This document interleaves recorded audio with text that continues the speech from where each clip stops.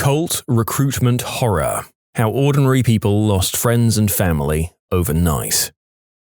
Look, I'm going to talk directly about the Hare Krishna belief system in this story, so if you follow it or disagree with me, then that's fine. I'm sure that there are plenty of good people in the group, but the way it affected my friend was horrible, in my opinion. I'm going to call my friend R. I met him when I was 18, and I just started going to a university in the state other than my own. I thought he was sort of strange at first, but I realized very quickly that he was just trying to be friendly, so we formed a fast friendship. We had similar taste in music and we were both musicians, so we'd occasionally play or listen to music together. We'd often go on walks and help each other out through rough times, and would have a blast together when things were going well. There was this girl he had fallen hard for, and he had dedicated a lot of his time trying to win her over. And to his credit, he basically succeeded. But she had a boyfriend back in her hometown, so when it was time for her to go back for the summer, they parted ways and it broke his heart. I believe this was the catalyst for him joining a cult, or at least what I'd consider a cult, the Hare Krishnas. I returned to my home city to resume university there instead of the new state, and my friend R and I would stay in contact pretty regularly. One day he brought up Krishna, and being a generally open-minded person talking with a close friend, I was all ears. I listened to him talk about it and congratulated him on finding something he was so interested in outside of music, and I guessed his heart was still broken, so I figured anything was better than wallowing in pain. As the days went on, our talks grew more and more focused on Krishna and the Hare Krishna group, and less diverse. He insisted on sending me a book about the Hare Krishna group, and I agreed. He also sent me some beads he used to pray. Again, I was happy my friend had found something he was enjoying so much, but it was beginning to dawn on me that this might not just be a hobby. More weeks went by, and now he directed every topic to Hare Krishna. He was laser-focused on it, and he wanted me to read the book with him over the phone, and he wanted me to give my thoughts on it. Whenever I brought up the fact that it reminded me of Buddhism or anything else, he'd claim Krishna was, in fact, the true God, and that Buddha and Jesus were creations of his.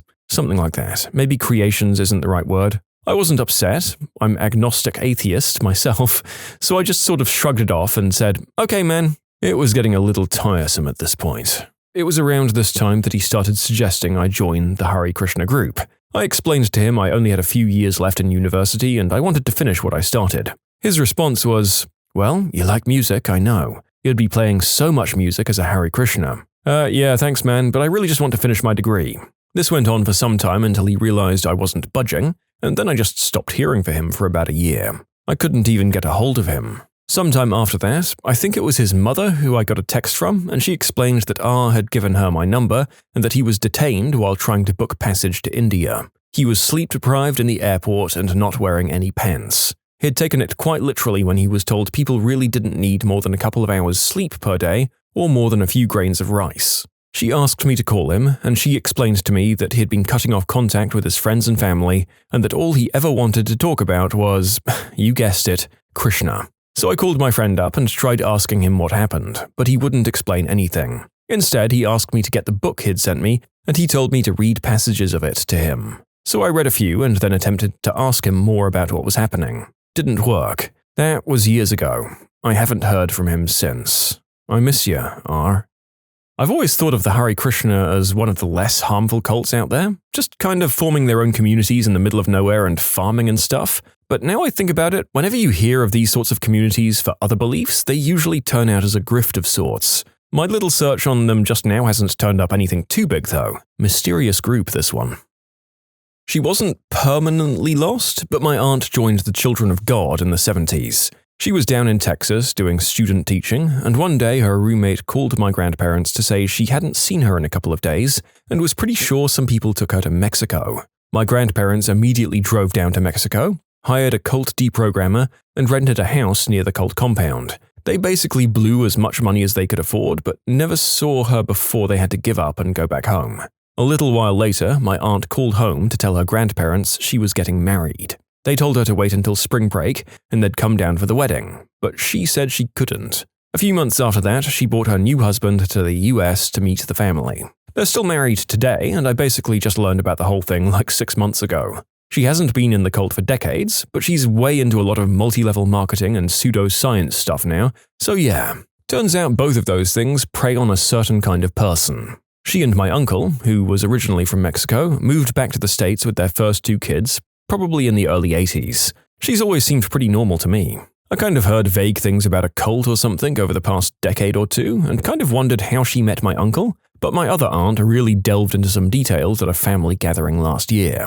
Multi-level marketings are in many ways similar to cults. They use many of the same tactics, but the lure is money instead of spiritual rewards. My step-aunt, uncle, and their daughter are Scientologists. My step-uncle had a substance problem when he was younger, and Scientology said they could help him. Surprisingly enough, they did, and he got clean, but of course he got roped in. He and his family do some part-time work for them now. His daughter works on the cruise ship that they have. They seem pretty normal, but they occasionally send us DVDs to try and convert us. Also, when my rather wealthy grandpa died, they wanted to take some of his possessions to sell to Scientology. I guess it's not exactly a cult, but my aunt became a born-again Christian and joined this crazy fundamentalist church. Within a few months, she had married a man she met there and pulled her kids out of public school and enrolled them at the church's tiny private school. The church doesn't allow women to cut their hair, so she quit her job as a hairstylist. She started wearing ankle-length skirts and made my cousin do the same. My cousin wasn't allowed to wear normal clothes. When we went on our annual beach vacation, my cousin couldn't wear a bathing suit. She had to wear knee-length board shorts and a t-shirt. Joining that church completely changed my aunt's personality. She used to be a really cool person. She'd take me and my cousins to do all kinds of fun stuff when we were kids. I remember her being the fun aunt. She was also a really talented painter and extremely creative. She doesn't paint at all now. She became completely submissive to her new husband, who's super manipulative and a compulsive liar.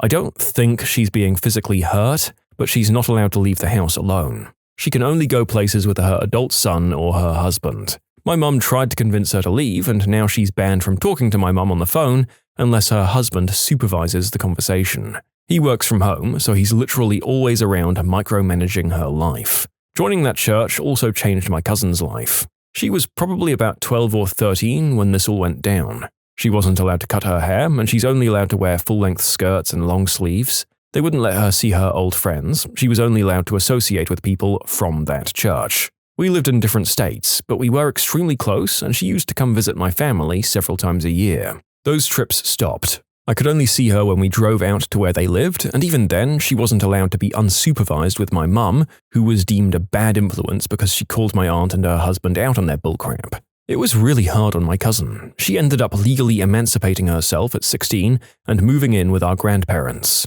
It was an ordeal. The church school she'd been going to was unaccredited and essentially useless, so she had to repeat a lot of high school online. The happy news is that my cousin finished high school, went to college, and now she's happily married to a great guy. She's totally normal and super cool. My aunt is still in the church, but honestly, now that my cousin is free from all of that bullcrap, I couldn't give an F. I kind of hate her for what she put her daughter through. It definitely really hurts my mum, though. She was really close to my aunt their entire lives until she joined that church. Now they have basically no relationship. Their phone calls and visits are supervised by her husband. All she ever wants to talk to my mum about is converting her and saving us from going to hell, even though my mum's a Christian and goes to a normal church every Sunday. It's really sad. I feel bad for my mum, especially since her other sister passed away suddenly a couple of years ago. My mum's been pretty lonely since then. She tells me sometimes she feels like she's lost both of her sisters. My parents told me when I was younger that they knew a married couple that joined the People's Temple in the Bay Area. They didn't go to Guyana. However, Jones had left some people behind to take care of the property. Approximately a year after the mass Kool-Aid drinking, the couple just disappeared. Nobody knows if they decided they wanted some grape flavor aid too, or if they were disappeared against their will. You can submit your own stories to be featured here on the channel. The story submission link is in the description below. Don't forget to subscribe to Am I the Genius? A friend of mine told me how she lost her friend to Scientology. It was more or less because they were residents of Hollywood and would walk down Hollywood Boulevard every day to go to school. They'd pass the recruiting center every day and pay no mind, but one day her friend just decided to go in. She said after high school her friend disassociated with her after realizing she wasn't going to be convinced to join. My significant other went to GIT/MIT in Hollywood back in the day, and they not only verbally warned the students to keep away from the Scientologists, it was actually posted as well. Two of my college housemates went out one evening to buy cigarettes and came back converted to Scientology. One eventually got out of it, but it took years. The other, I have no idea. It was like a horror movie about pod people taking them over. That's marginally better than going out for cigarettes and leaving your wife and kids behind like the cliché so often goes. But yeah, another reason to not smoke. Apparently it can lead to all manner of awful things apart from just lung cancer. I had this friend growing up and we were the best of friends. Our summers were spent sleeping in my parents' camper, swimming and jumping on our trampoline. We'd ride our bikes around town and we did everything together. Growing up, my parents always sent me to church, Sunday school and Bible camp.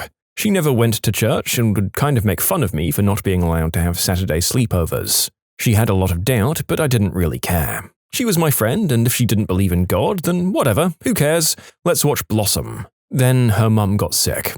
They kept her illness very private, but it became obvious. She lost a ton of weight, stopped working, and slept a lot. Around this time, my friend's family joined a church. It was called New Life Church. My best friend got super into this church, and she'd invite me to their youth group, and it seemed okay. We'd eat chicken burgers and watch Sister Act 2. One day she asked me if I wanted to have a Saturday sleepover and attend Sunday services with her family. My parents were okay with it because they assumed it was like a normal church. It was no normal church. It was a new wave Christian church, and their minister was a faith healer. I mean, people speaking in tongues, and he'd perform healing ceremonies. People would come up to him and he'd use his palm to smack them on the forehead, and they'd shake on the ground. He told people that he could use God's power to heal cancer. It was scary, and the people attending fully believed that this man could save them. On the way home from the service, my best friend's mum asked me what I thought. I was honest and said that it was weird and nothing like my church. She asked if I'd go back, and I said it wasn't the right fit for me. After that, my best friend wasn't allowed to hang out with me. If her mum saw her talking to me around town, she'd yell at her. My best friend told me that it was because her mum said I didn't have a pure Christian heart. Her parents ended up putting her in the church's private school for a few years, and by the time she came back, we were in high school and she was far gone. Her mum died when we were about 19. Her dad left the church, but she didn't. She met her husband and they have 2 adorable children, but she is in so deep. I miss my best friend, and I'm sad that that church took advantage of them and gave her mum false hope. So I was wondering if I was going to see the New Life Church mentioned in this thread. It was the church I grew up in. From what I can remember, I was being indoctrinated in the charismania insanity of the early 2000s. I can't watch the Jesus Camp film as it's so similar to many of my experiences. I spent 7 days a week there through high school, leading prayer meetings and worship sessions in small groups. It's absolutely insane. I still don't know how to rationalize some of the things I did and saw and experienced. I doubt I ever will.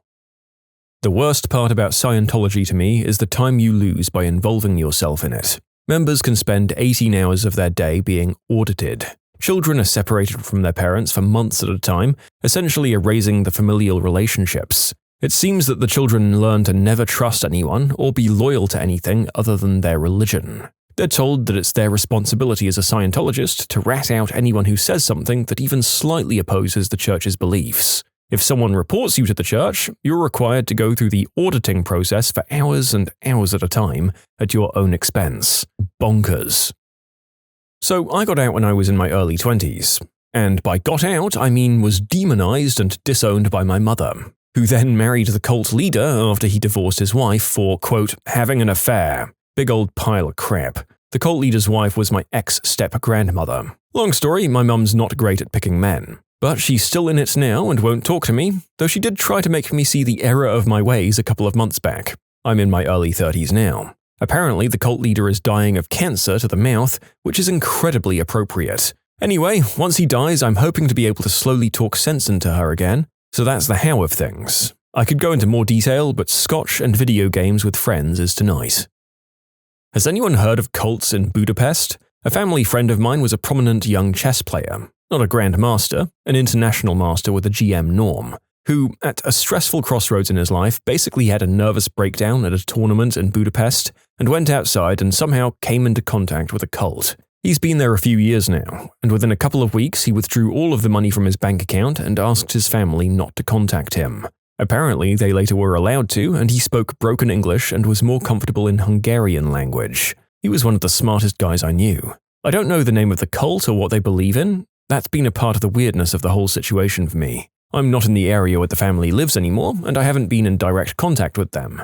I'm frustrated because I've always wanted to do something to help the family, but I don't know enough about the cult to be clear here. From what I understand, they were a Christianity-based cult, so I think Scientology is off the table. I'm pretty sure that when they talked to him it was in person in Budapest, in a public place, with a translator and caretaker with him. They said that he seemed more comfortable in Hungarian, he didn't seem to remember American slang that he used to use, and generally his body language and all just didn't seem like himself. There could be many reasons for all of that, I suppose. I actually really appreciate your story because it shows you don't have to be an idiot to fall into cult mentality. You just have to be weakened sufficiently for it to stick. Not everyone in a cult is stupid, they just feel that something they didn't have was being offered to them.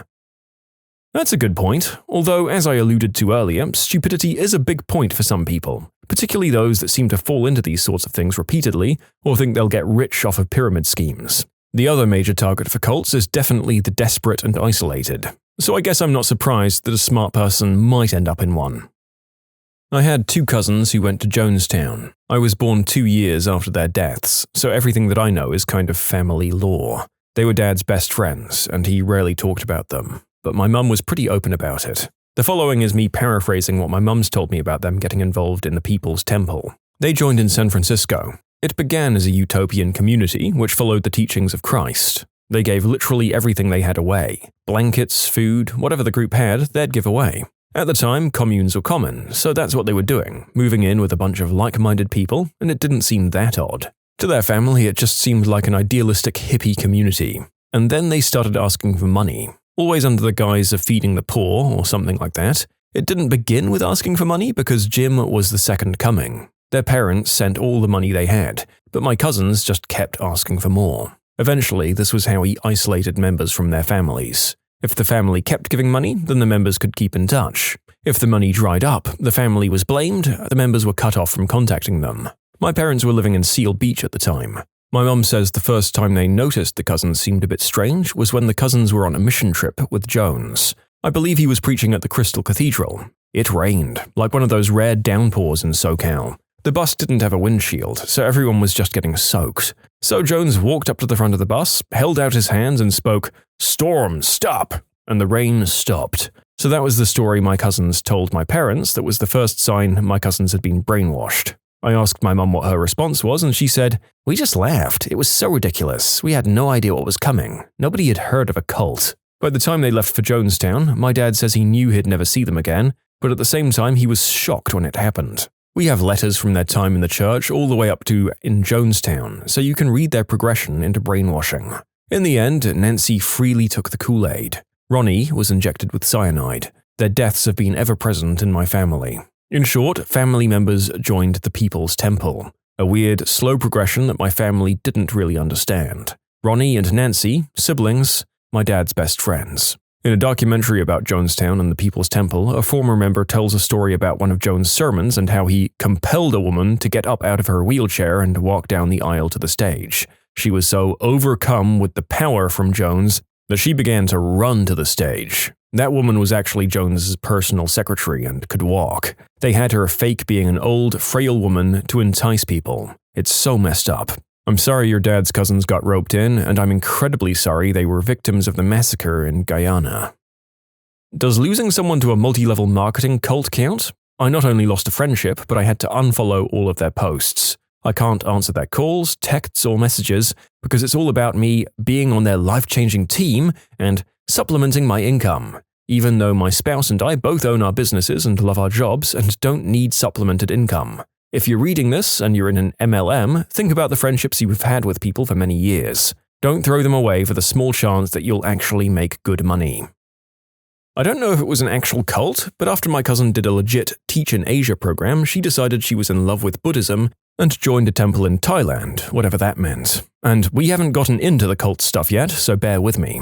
Then after a couple of months there, she went to India. About 6 months there, and she decided to come home. But she was still in love with the temple life, so she joined a group in the US working with Tibetan monks. She was always a little loose on the details. Then one day she up and left everything behind to study Tibetan, the language, somewhere in Vermont, and then before we know it, they've sent her back to India. The group in Vermont is the shady part, because my cousin was advised not to talk about who they were, where they were, or how it all worked. She was completely out of touch by modern means for 6 months, and only sent some letters with no return address and a very robotic format of, "It is so wonderful here, everything is beautiful," etc., etc. Then about 2 months after she'd been in India, she left the group and contacts us to say everything's okay, but she's staying in India, because she met a boy, who happens to be a Tibetan refugee, so there's that. Anyway, they got married and came to us once they could get him a passport. It took about 2 years, and now they're happily living in the US.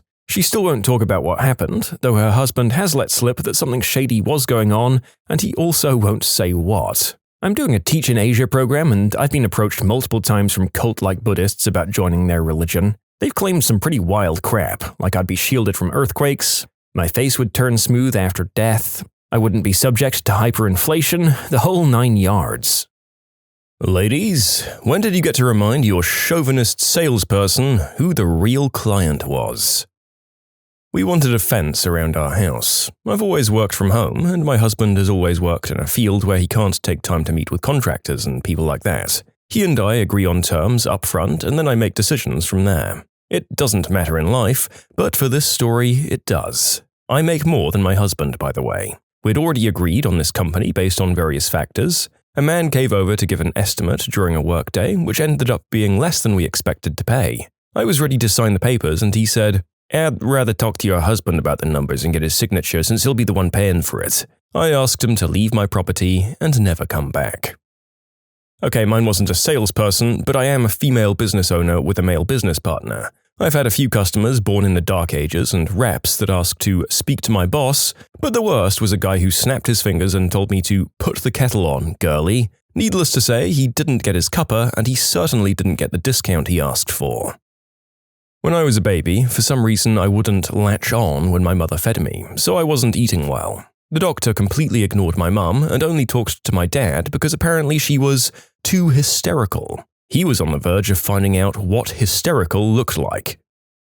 A while back, my wife and I were hitting up local dealerships trying to find a replacement car for her 2006 Nissan Subcompact. The first thing I'd tell each salesman was that we were shopping around for a daily for her to drive. The Honda dealership was a stereotypical car salesman. We can't even let her take a test drive unless she shows intent to buy. The Ford dealership ignored her completely and tried to sell me a Mustang. Toyota was like, "Oh, you must want to look at our insert soccer mum vehicle here." But when we got to Mazda, I told the sales guy the same thing that we were looking for her next car. And he immediately nodded, turned to her and asked, "What do you look for in a car?" And then he just listened to her. He didn't ask me anything for the rest of the time we were there, focused entirely on her and answering her questions. Never rushed her or pushed her towards a different model. So yeah, we'll probably be getting her a Soul Red Mazda 3 because of that guy. Absolutely wild how just following the assignment was the clincher of that deal, and that it didn't happen until the 4th attempt is just downright bewildering. This video is not sponsored by Mazda. Husband and I took my daughter to urgent care for stitches. Husband was holding the kid, and I checked her in at the front desk iPad. Front desk looks at my husband and asks for the insurance card. We're on my insurance, so I hand him the card. Next, he tells my husband the copay, looking at him behind me when I'm the one standing at the damn desk. I pull out my card with my name on it and pay. Butthole. I took my colleague out to lunch. He wasn't a subordinate, he was at the same level. However, I was given the company card and he wasn't due to the nature of our jobs. When the bill came around, the waitress gave it to him because she assumed he'd be paying. He graciously grabbed the bill and gave it to me and said, "She's the boss." Smart move. Made me feel validated and he got a free lunch. I've been on the flip side of this. For years, I worked at bicycle shops and regularly sold some pretty expensive bikes. One day, a couple came in. The wife was interested in a bike, and it quickly became apparent that the husband was an overpowering, domineering type. She wants this, she doesn't want to do that, she likes this, she doesn't like that, etc., etc. When it became clear that she wasn't being allowed to do much speaking at all, I'd let the husband ask the question, and I'd reply by physically turning and giving the answer to the wife, making eye contact with her only, and pointedly ignoring the husband. It was pretty blatant. She loved it. She lit up, engaged with me, and genuinely seemed to enjoy the process of learning more about riding and getting into a new sport or hobby. Yeah, this side is rough, especially in the tattoo industry. The amount of couples that come in and the husband won't let the wife talk about the tattoo she wants on her frickin' body. Fortunately, it's an industry where getting told to F off is not uncommon, so saying, "Mate, if you keep talking over the top of your partner, this is going to be a frickin' crap tattoo, so how about you wait outside while we finish the consult?" is rarely frowned upon. It never goes down well, but screw those guys. It's not so much about a particular story, but when I was shopping for a car several years ago, the salesman at every dealership kept talking to my husband instead of me, even though I was the one who contacted the dealerships and made sure to introduce myself first. My husband got sick of it and started telling them, "Don't talk to me, it's not my car, talk to her." I wound up buying from a saleswoman who treated us equally until she pretty quickly figured out my husband wasn't involved whatsoever in the decision. 25 years ago, my husband and I were looking for our first house. He had just graduated and still had student debt. I'd been practicing law and had $20K saved up for the down payment. Real estate agent only spoke to my husband, even if I asked the questions. In one house, we went to look at the basement and the guy said, "You don't want to go in there, it has spiders." I told my husband I wouldn't ever buy a house from him. Later, the guy ran for office and I told everyone the story, including a woman that called me randomly to promote his candidacy. Turns out she was his mother. It's a small thing, but indicative of his attitude towards the chicks. She made excuses about how awful spiders were, but I was clear that his behavior was dated and unacceptable, and that it cost him both the sale and our votes. This August, I bought a new truck and took my boyfriend with me. He's white and I'm Mexican. We arrived at the dealership and I asked about the Explorer they had front and center. Salesman comes over and is asking a bunch of questions to my boyfriend. Boyfriend told them it's for me. I was then ignored for the entire conversation. I got up and started looking at the truck. A Hispanic salesman comes and asks me if I need help. I was out there within 1.5 hours with keys in hand. Found my boyfriend with the other salesman. I looked at my boyfriend and said I bought the one I wanted. Manny G got me squared away. The look of utter disappointment and anger on the salesman's face was worth it. My boyfriend chuckled and said, "I told you she was the one buying. Manny, you were great." It happened to my mum when we went to look at colleges. The admissions guy opened by shaking my dad's hand, constantly directed questions at my dad, and would look to him for confirmation whenever my mum said something. My mum is de facto the money person of our family unit. She manages the family finances and investments and stuff, and was way more qualified to comment on things like student loans or expected contribution. When we left that meeting, she was absolutely furious that she had to basically fight the admissions person to have a normal conversation.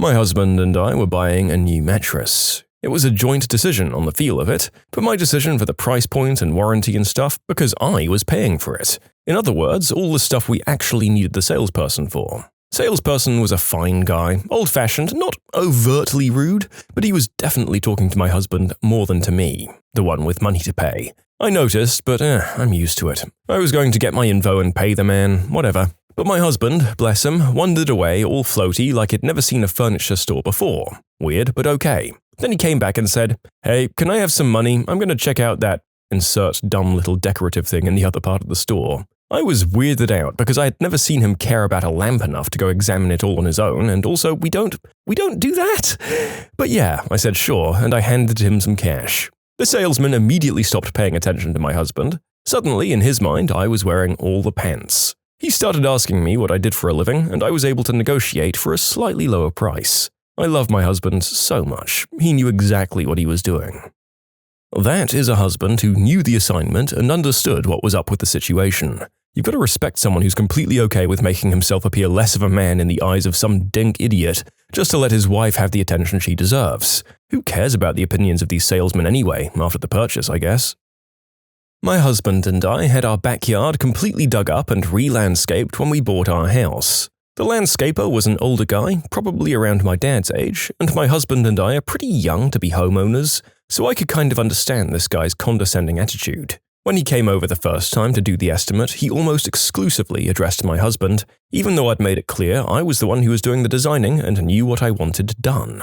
When the work was done and I paid him, he kept looking behind me for my husband and almost didn't give me the aftercare instructions for the new sod, saying that he wanted to make sure it was done right, so he could just email them to my husband. I finally snapped. "Give me the damn piece of paper, Bruce. I'm the one who'll be home during the day to do the damn thing." I worked nights at the time. He reluctantly handed it over and called my husband the next day to make sure the lawn got watered. My husband told him, "You'll have to ask her, Bruce. She told you she'd do the damn thing," and he hung up. I had indeed done the damn thing. At work, I manage a few facility systems in our building. Think air handlers, water purification, stuff like that. I was meeting a new vendor, let's call him Pat, who was servicing one of the systems I was overseeing. Pat had already met the facilities engineer, also a man, so this coworker was introducing me to him. Instead of talking directly to me, Pat turned to my coworker after shaking my hand and asked him, "What does she do here?" A few weeks later, he had the unpleasant opportunity to learn that I'm the one who calls him when his company falls through and doesn't deliver. Needless to say, I was not overly polite about it when Pat failed to do his job. All of you writing to me after that post, you're making me laugh. Thank you for the stories and the get effed wishes for Pat. We were looking into replacing our roof. We found a metal roof company who was running a promotion, so I gave them a call and scheduled for someone to come out and give us a quote. I was able to answer all of his questions, but he refused to give me a quote without my husband present, with some sign before we leave for best price excuse, and was intent on driving back over the following day when my husband would be home.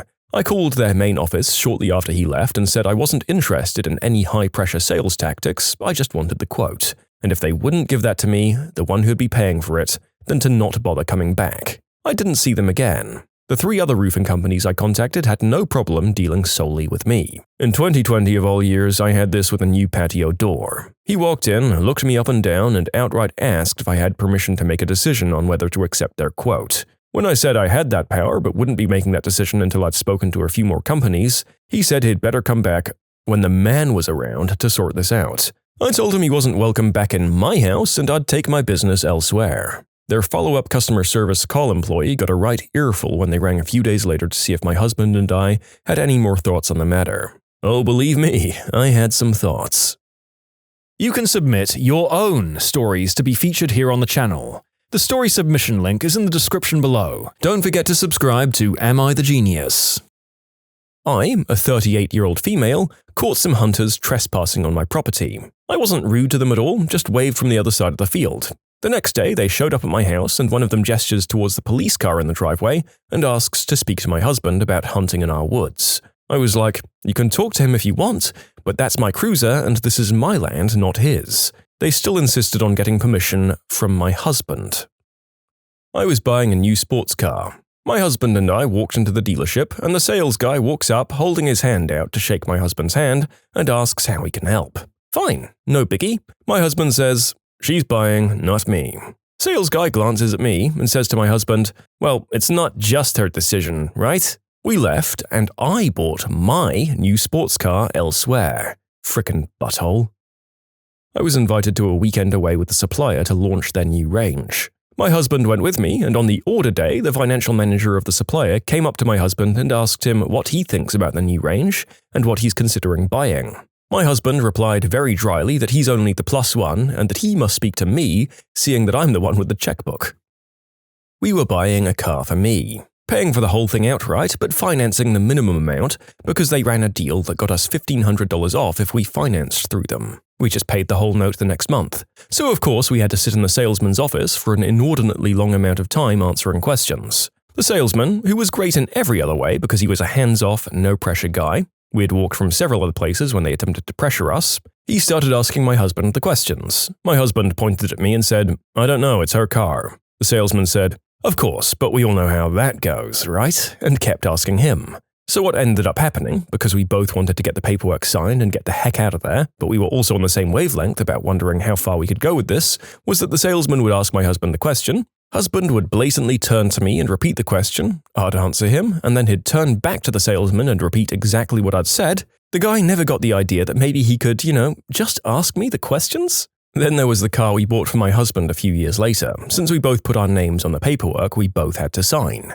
The finance guy saw my last name was different and asked when we were getting married, and was confused when we said, 8 years ago? That first guy is something special. I mean, even if you do believe that your customers are making some sort of mistake based on the contents of their underwear, it's 100% clear that the decision is being made by one party rather than the one you're trying to talk to, and it's wasting everyone's time trying to force it to be otherwise.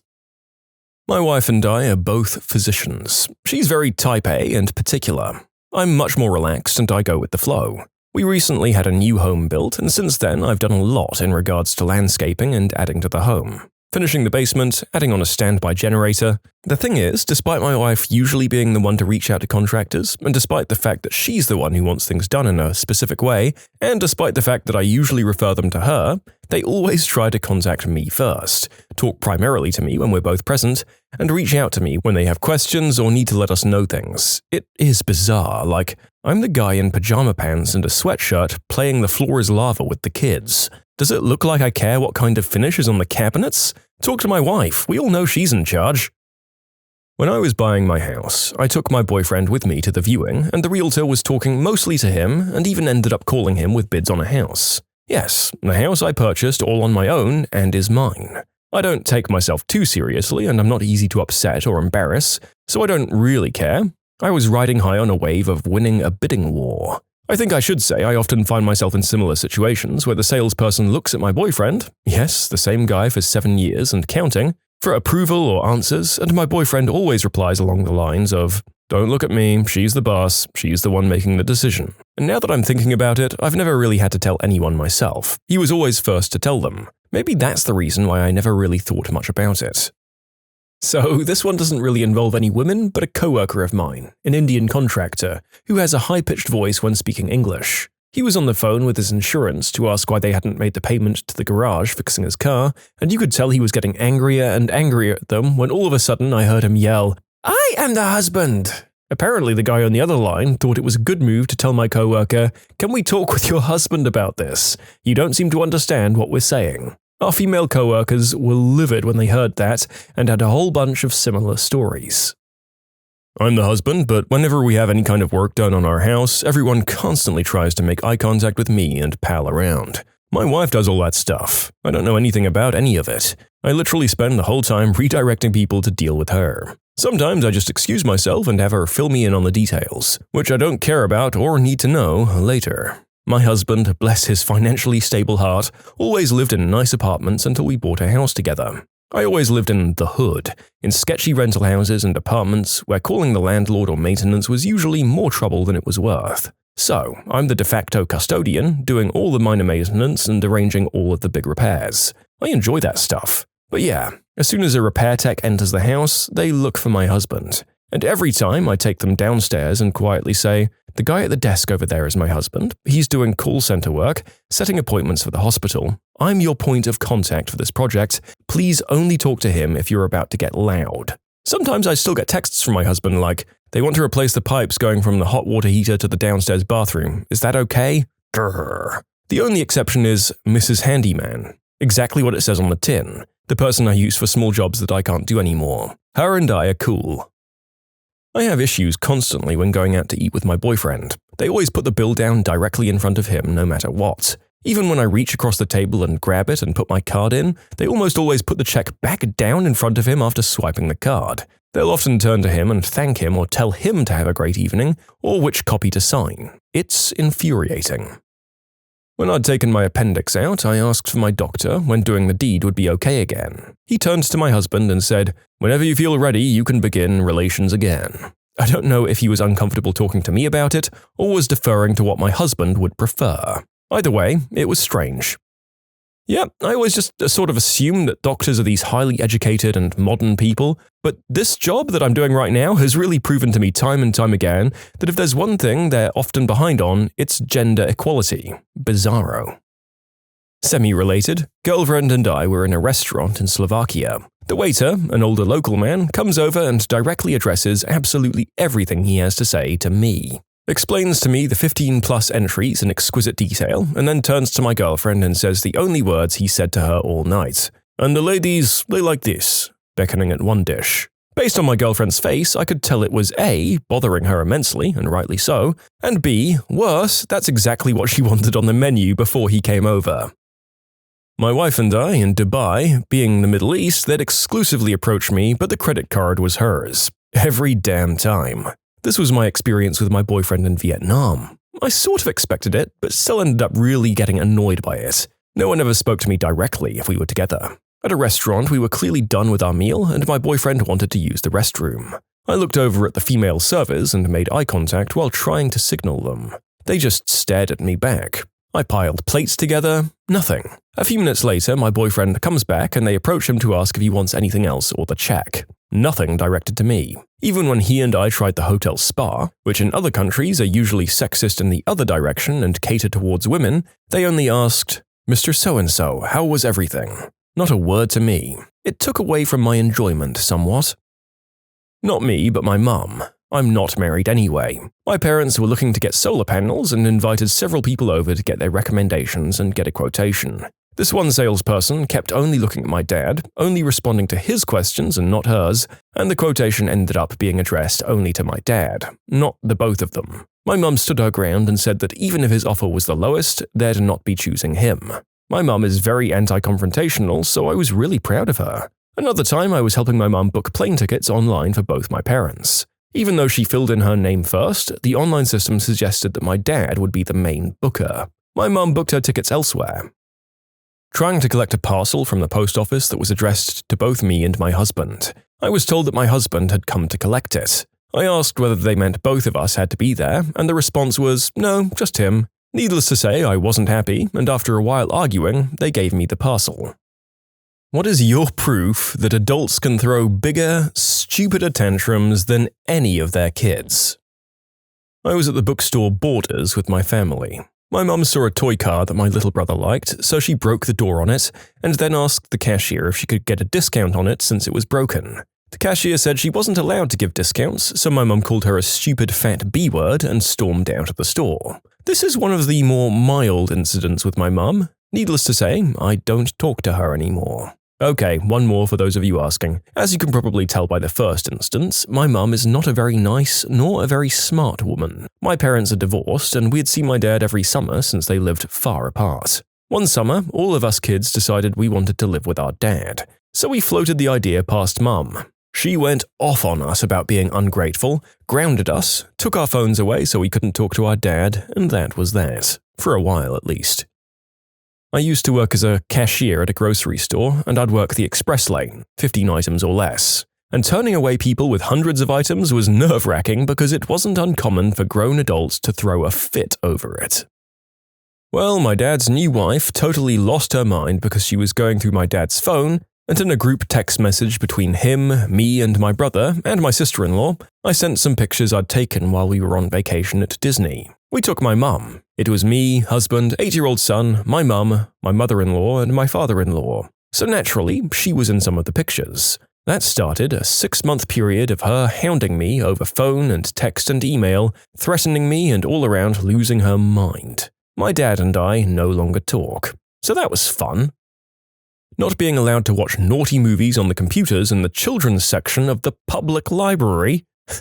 The children's computers had a content filter on them to prevent this sort of thing from happening. However, this guy brought a flash drive with his favorite videos on it, and when the computers in the non-children's section were all in use, he decided his best course of action was to go over to where there were a number of young kids working on homework and playing Minecraft. When a librarian told him he couldn't do that on those computers and asked him to leave, he flipped out, accused the librarian of being a predator and an unspeakable act offender, and threatened to both sue and shank everyone who worked at the library. The cops were called and they ended up having to tase him to get him to leave.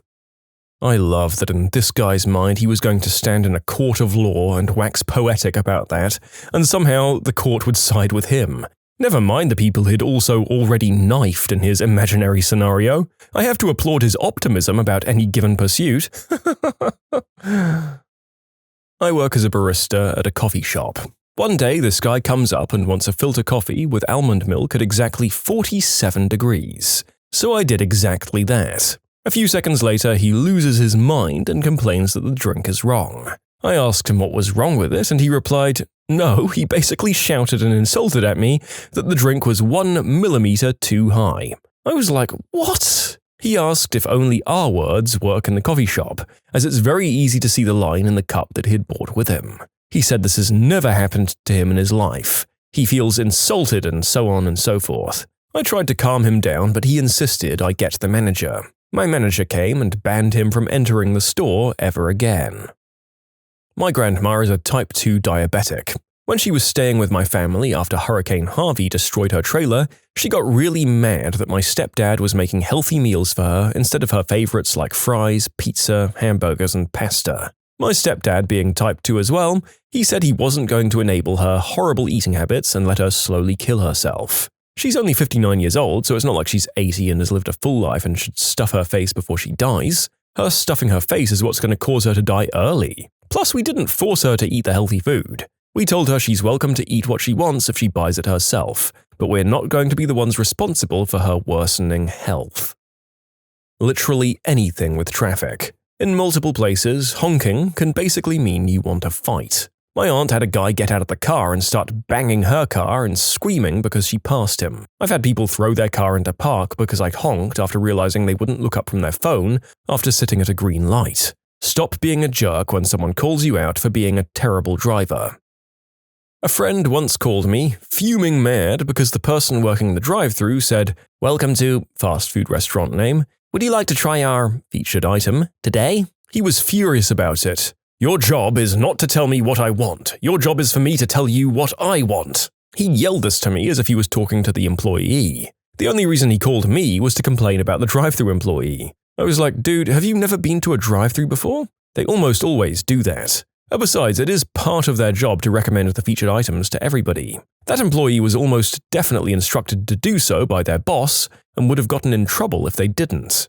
I think you should reevaluate your friend choices. My grown cousin got angry that her 5-year-old niece liked unicorns because she, my adult cousin, liked them first. Shouldn't that be something to bond over? Some frickin' people put too much of their identity into stupid crap like this. I wouldn't give him a free refill on his popcorn because we'd closed the stand down and thrown it all away already. The security guard had to intervene at one point because he thought the guy was actually going to hit me. My office wore March of Dimes shirts during the month of November. We weren't asking for donations or anything, we were just wearing the shirts. One man started complaining as soon as he saw them, saying that it was ridiculous how much people donate to children's cancer research when so many more adults have cancer. He continued being loud about it and even started engaging other customers. March of Dimes isn't a charity for childhood cancer research, but for babies born prematurely. Not only did he look like an idiot, he also looked like an awful human being.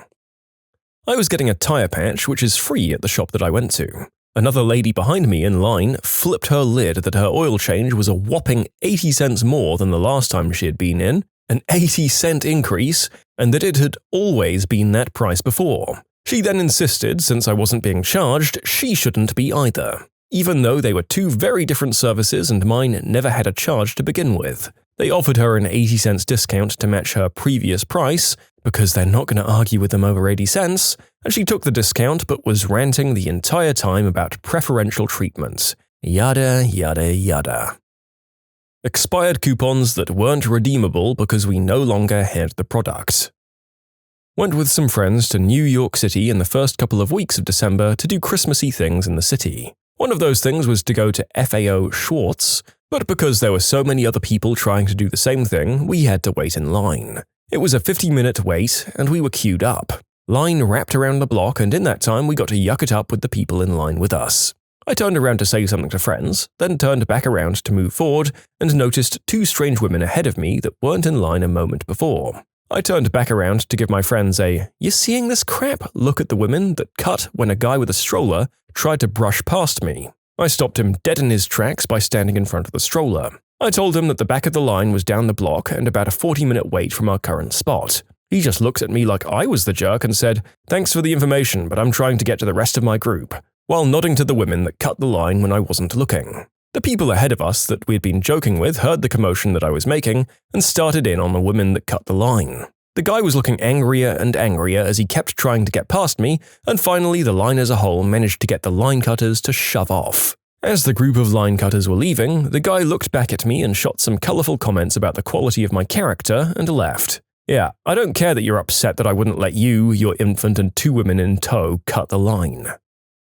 Had a mother follow me for days on a university campus when I reported her son for plagiarizing on 3 essays in a row after he had refused to admit that he'd purposefully done so. We're talking full paragraphs linked by Turnitin to specific web pages. She finally confronted me after a few days. I'd noticed her because she was suddenly everywhere I was. She stomped her feet, went into a dramatic monologue in the athletic center foyer about how she'd do anything for her son, questioned my ethics, credentials, belief in God, and was yelling at me about hell when security dragged her out. The moral of the story? Always get them monologuing.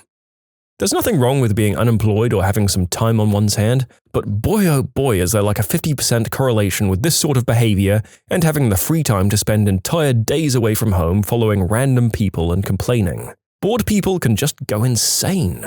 Or maybe they're bored because nobody wants to be around them, because they're insane. A friend of mine got seriously hurt off a 50 or more foot ski jump trying to avoid the 6-year-old girl hanging out in the blind landing. My friend was on the ground crying with his broken leg and ribs, and the father of this girl had the audacity to go over, stand over him and start screaming at him about how he could have killed his daughter, the 6-year-old hanging out in a blind spot where professional athletes were training. The mass of the park surrounded this guy quickly and told him they better never see him in a terrain park teaching his daughter how to ski on the landings of massive jumps, and proceeded to escort him and his daughter down the mountain. Frickin' idiot almost got his daughter killed, permanently injured my friend, and then decided to come scream at an injured person who just hurt themselves to save his daughter's life. And before any other skiers call me or my buddy or anyone else out, this was a very secluded and secured area, and somehow this dad and small daughter ducked a ton of fences to go hang out on the landing of a very large jump. There were spotters. Somehow this lovely duo came out of nowhere to go have fun on the landing, and no one really thought to be looking for random little kids breaking into the park. You can submit your own stories to be featured here on the channel. The story submission link is in the description below. Don't forget to subscribe to Am I the Genius? A parent at my childcare center was teed off that I wouldn't let her take another child's boots. She swore up and down that they were her son's, even though they were too big for him and clearly labeled with someone else's name. And by the way, I know the kids in my classes and their siblings' names. This was an only child. We request first and last names on labels on outerwear, and it had another student's name on the inside tag. Common first name, uncommon last name. I found her child's boots for her, same brand, and no label. My mum got so mad she was red in the face. It was about biscuits at a restaurant not being perfect. A flight having to emergency land. A few years back, I was on a flight to Florida when about halfway through, the oxygen masks deployed. Thankfully, we didn't have to use them. The captain made an announcement that there was a problem with cabin pressure and to expect a few minutes of a bumpy ride while he descended to a safe altitude. A man sitting in the row in front of me yelled out, "Oh, come on!" I'd been staring at the back of this man's head through the seat gap for almost all of the flight because he had a rat tail hairstyle, and I hadn't seen anyone with this hairstyle since the early 90s. I was transfixed. Shortly after the captain came back on the speaker and said we were going to be landing at the closest major airport to change planes and to prepare for landing. Secure your seatbelts and trays and stuff, the usual. Rat Tail Dude was furious and began loudly ranting to the point 2 flight attendants had to come over to him. In the next 2 minutes, the entire plane learned his life story and the reason he was going to Florida. His wife had cheated on him, and he had met a woman on a dating website. He was going to Tampa to meet her for the first time, and the best part? She's mad because she has to get me from the airport as it is. She barely has enough gas to get to the airport, and now because you people feel like switching planes, she's going to run out of gas waiting for me in the pickup area. The poor flight attendants kept trying to explain to him the plane may have a small leak. It was crucial we land as quickly as possible, and it wouldn't take long to deplane and switch aircraft. During this time, the pilot came on the speaker, twice, telling the flight attendants to take their seats for landing. But the guy was so out of control it was risking everyone's safety. He just wouldn't stop. He told the flight attendants, and well everyone, that it was bullcrap, that there was no problem, and that if we could just keep on oxygen masks the entire time if we needed them, that there wouldn't even be an issue.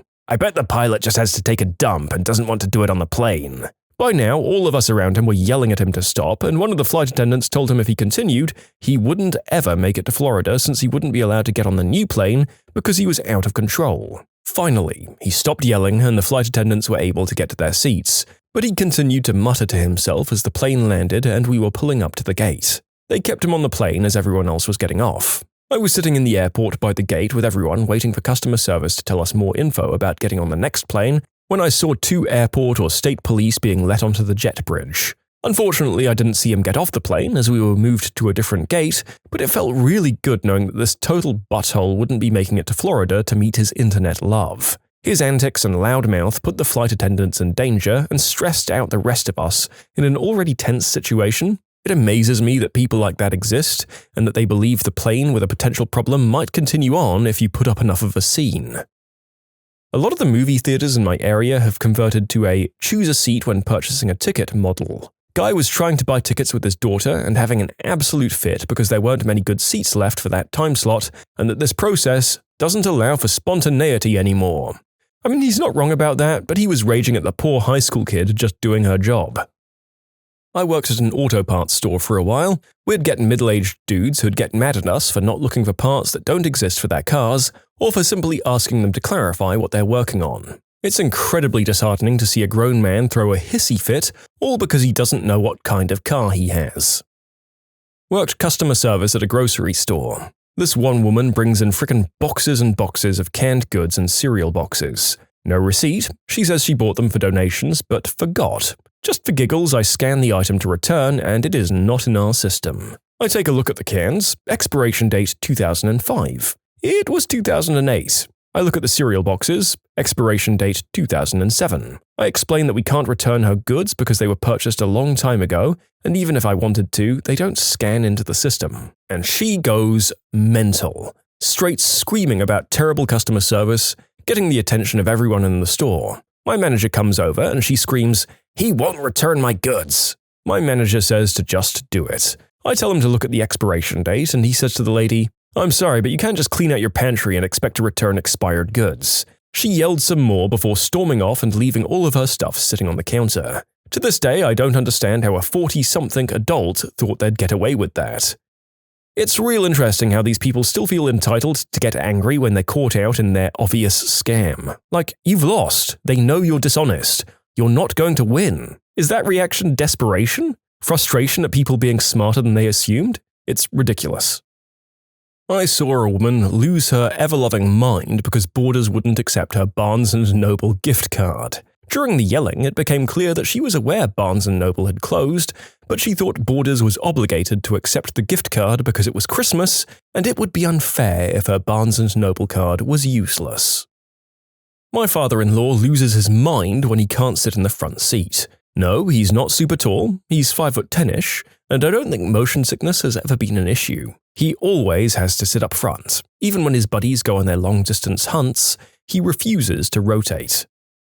I worked at a bookstore in high school, and every winter we have a book drive and ask customers if they'd like to donate a children's book when they're checking out. Usually people say, "No, sorry," but one guy would not stop going on and on about how if he wanted to buy a book, he'd just keep it, not donate it. So I replied, "Okay, you don't have to donate," and proceeded to move on in the process and tell him his total. And he just kept circling back to how ridiculous it was that I asked him to donate a $4 book to kids and schools who couldn't afford them, up until the moment he left. He is the only human I've ever thought negatively of for not donating.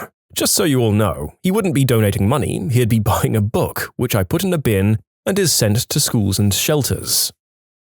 My nephew is a gymnast, and he's very skilled.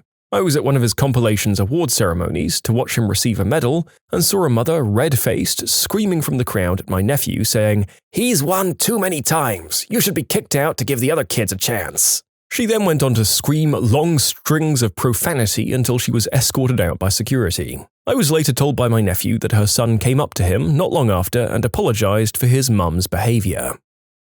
A guy with his kids inside a McDonald's which was inside a Walmart. He brought his order back to the counter and asked the pregnant cashier, who doesn't get paid enough to deal with this crap, what he ordered. His attitude started out calm enough, but anyone who's worked food service long enough could tell he was going to be one of those customers that just blows up in a rage after they've made their point. He explained that he'd ordered a different sandwich, and she replied that no, he had ordered what they'd given him. He was shouting and swearing. A manager got involved and told him that they'd just give him the money back. So he took his money back, aggressively of course, and said to his kids in a loud and self-righteous tone, "Come on kids, let's go to our real McDonald's." Bro needed to get over himself. I answer 911 calls. One day we had a fatal car crash happen and had to reroute traffic from the main road to a side road, then back up to the main one. A woman who lives on the side road called 911 asking why there was commercial traffic passing through her residentially zoned home. I explained there was a serious car accident on the main route and that as soon as that was resolved, the detour would be continued. She continued to complain, very angrily, about the trucks going by her house, kicking up dust and pebbles onto her driveway, and demanded we send someone to clean it for her. I said no, we won't do that. She demanded to speak to a supervisor. I got all of her information and then told her he'd be along to speak to her in person after he was finished informing the family of the person who died in the car accident that their family member was dead. Then I hung up the phone. When the sergeant got there, she refused to come to the door and refused to answer the phone when we called her back. Had a boss who took a trip to the college football championship game. His tickets were like $1,500 each. When he got back, we asked him how his trip went. In a high-pitched whine, he said everything sucked because his nachos were cold. An old boss of mine couldn't open his Kit Kat wrapper, so he headbutted a wall in anger. This was a large office. People are writing to me saying there's more to this, and yes, there is. The guy had real rage issues. One time I witnessed him screaming down the phone at someone because it was a wrong number. A wrong number he had actually called. I haven't seen him in 7 years, but last year he made the local papers because he had been caught by Dark Justice, who are the UK predator hunters, trying to solicit someone of an inappropriate age online. My mother is currently angry as F at my wife and I for following her advice and getting a dog to help with my anxiety. Why is she angry, you ask? Because we got a big lab. Why is this idiotic? Because she wanted us to get a tiny lapdog, even though her dog hates anything that's its size or smaller. The dog is doing wonders for my anxiety. My mother, not so much. My sister threw a fit and caused a family war when I wouldn't move her belongings out of a dorm that required 2 flights of steep metal stairs. While I was recovering from an ankle and foot injury in a medical boot, she insisted I do it by myself. Not having a specific toy, Hatchimals, in stock at a store I worked at on Christmas Eve in 2017. We got those motherfrickers in almost every day, and they sold out within a couple of hours of being opened without fail. And this witch was having a full-on hissy fit because we ruined her daughter's Christmas. No, Tracy, you ruined her Christmas. It's not our fault we don't have any in stock at 5:30 p.m. the day before Christmas, you frickin' space cadet. What invention is so good that it actually can't be improved upon? I've heard the pin setter machine in bowling alleys has never had a redesign. It was perfect already. As of modern day, new high-end pin setters have actually got no perceivable way to change their core design. I'm training to be a pin setter mechanic, and like 3/4 of my close family also knows at least intermediate pin setter stuff. P-trap, a simple, elegant way to prevent odor from coming into your house via the sink, toilet, and other amenities. A lot of Asia still doesn't use this, and trust me, it makes a huge difference. I lived in China for 18 years. At one stage, I was in a 30-story apartment with no P-trap. The bathroom was actually located in the center of the apartment and had louvre doors. The pipes were straight drops from the top of the building to the bottom. There were 4 apartments on each floor, 1 in each corner. We each had our own set of pipes we shared with all the people in that position on every floor. Whenever somebody in my corner of the building flushed the toilet, on any floor above me, I was on the 4th, the louvre doors would blow open just a little bit with toilet air. Even with the lid on, it happened. This greatly contributed to the spread of SARS. You know, a mirror is about as good as it gets for its usage. The XLR cable. Until they can beam something directly into your head, we kind of hit a dead end for perceived sound. The simplicity of what a cable can do by allowing both AC and DC power to flow through so you can power and draw signal from a microphone. Plus, the fact that it's so simple to remove the noise you get from outside interference makes it even more genius. Phantom power. Paperclip. Last major patent was in the 1880s. On a similar note, the binder clip. Those little guys are the source of many life hacks. Okay, I'll add mine. If you take 2 binder clips and clamp them together, you can make a holder for your phone to watch videos. Those bones they use for tanning leather. People have tried using all sorts of different materials, but bone always works best apparently. Yeah, if I remember it correctly from my college classes, those weren't created by humans. Like, what? It was a tool created by Homo erectus, I believe, but it does predate anatomically modern humans. Huh, I wonder if we can say Homo erectus on YouTube in the same breath as a fact about bones. I guess we'll see. YOLO. I reckon we'll be fine, to be honest. We're talking about cavemen, you prudish algorithm. Cast iron skillet. Established 1707.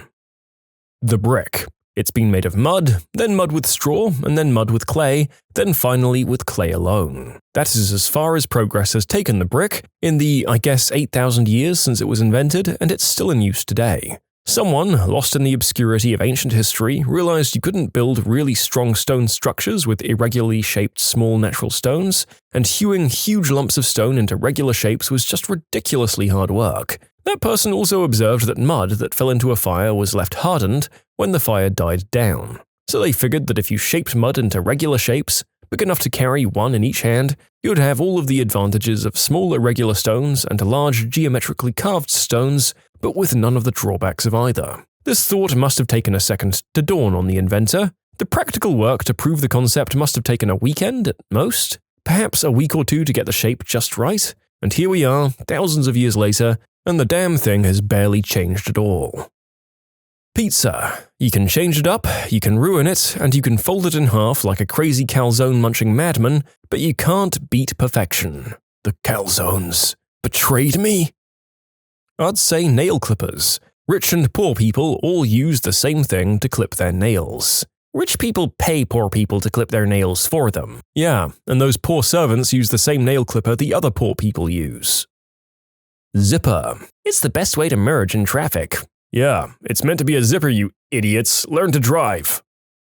Rubber bands. They work. When I was a kid, rubber bands would last for years. Now most of them fail within a year or so. The premium rubber caused wars and mass atrocities in poorer nations. I'm fine with cheap rubber that doesn't cause those side effects. Most professional classical music instruments are already in their final stage, like piano and violin.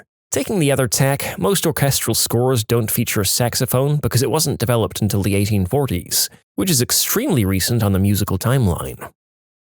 The pocket. The spoon is a pretty incredible invention. It can often sub as a fork or a knife, and it has a great name. Those special self-stabilizing spoons to help people with hand tremors feed themselves are pretty cool. Over-engineered for most people, but I'm happy they exist. You can also improve on it by making it comically large. The basic sewing needle. It really hasn't changed in thousands of years. There's no need for change. I'd argue that the sewing machines are just advanced sewing needles, though. I still can't figure out how they work. I've seen animations and videos of the mechanics, but my brain refuses to process it, and it looks so simple. Almost too simple. The soda can. The physics behind it have been perfected. The toilet S-bend. We'd still be throwing our Hershey soldiers out of the window without it. Invented in 1775 and still used today. It was actually improved on. Used to be an actual S-bend, but those would evaporate or kinda get slurped out by another drain further down, so they made the U-bend. It has a vent pipe running up so that another toilet or sink or whatever on the same pipe couldn't siphon off the trap. You know, the place where the water sits, the low point of the toilet. After the trap gets below a certain level, sewer gas, hydrogen sulfide if I recall correctly, gets in and makes the room smell terrible. It's been about 4 years since my plumbing class, but it was pretty memorable. That mini trident you use to scratch your back? Man, that's the best invention of the human race. I don't know, man, the lightsaber thing under my mom's bed was really nice when I used it as a back massager. A knife. It can do anything. Can it make soup? Windshield wipers. My engineering professor always lectured us on how perfect the design is, and how any new changes made are strictly aesthetic and don't actually work any better. Plates. You can get the ones that don't smash. Zooples. It's too good. Holy crap, I haven't thought about those things in years. You just awoke some long-forgotten memories. The steam turbine. It's such a useful way to convert heat into electricity that it wouldn't be surprising to see one strapped to a fusion reactor, if one ever gets built. Does cheese count as an invention? Yep, it's a final step of a specialized process. I'm gonna go out on a limb and say a doorway. It's a portal, plain and simple. An ancient invention that allows us to pass through walls. Sounds pretty awesome when you put it that way. The Schrader valve, used to inflate your bicycle tires, car tires, tractor tires and stuff, was patented in 1893. It's still used in virtually every tire on the planet. And you know its name. I mean, true connoisseurs believe the Presta valve literally improved upon the design. Is this even a question? The Juicero, obviously. Thanks to its Wi-Fi dependency, you can watch naughty movies while your drink is juicing. I still can't believe a bunch of techie idiots paid hundreds of dollars for a machine that squeezes juice out of a bag. In fairness, the Juicero was the most exquisitely designed bag-squeezing machine ever conceived or built by human minds, with all kinds of custom-machined hardware and proprietary DRM software on top of that. It was like building a space shuttle to fly into orbit, circle the Earth and then land a mile away from where you started just to get across town. It's less of a how question than a why question.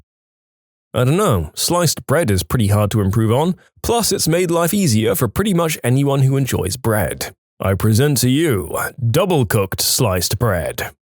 It took the narrator far too many seconds to realize that you were talking about toast.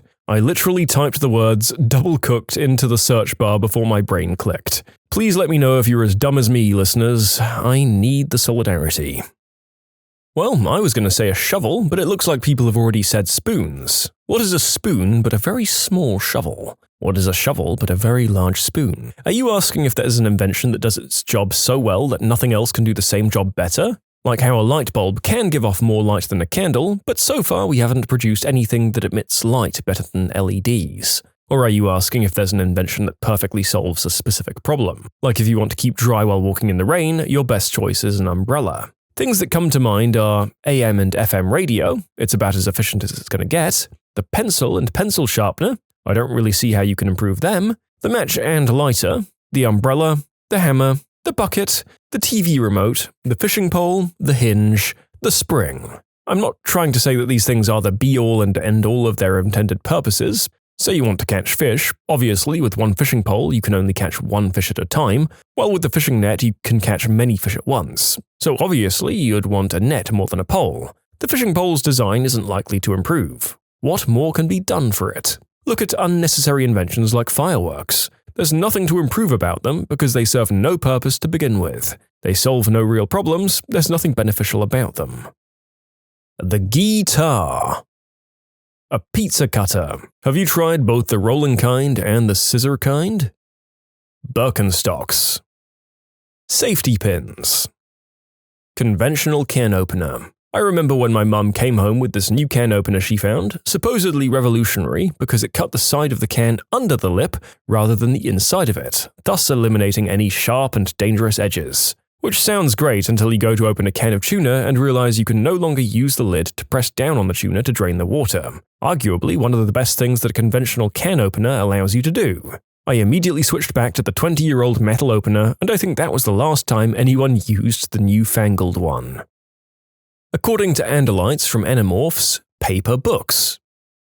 The diamond bicycle frame. There have been many experiments, changes, material advances, and refinements, but for a non-suspension frame, the classic diamond, used in the 1880s, is still the most popular and efficient use of material. Standard kitchen knife, either chef style or santoku style. There are devices that can do similar things, but pound for pound, the versatility of these knives are unmatched. You can submit your own stories to be featured here on the channel. The story submission link is in the description below. Don't forget to subscribe to Am I the Genius? I know this will sound super niche, but Rubik's Cubes. They've gotten to a point where the speed is so perfect that it doesn't really need improving.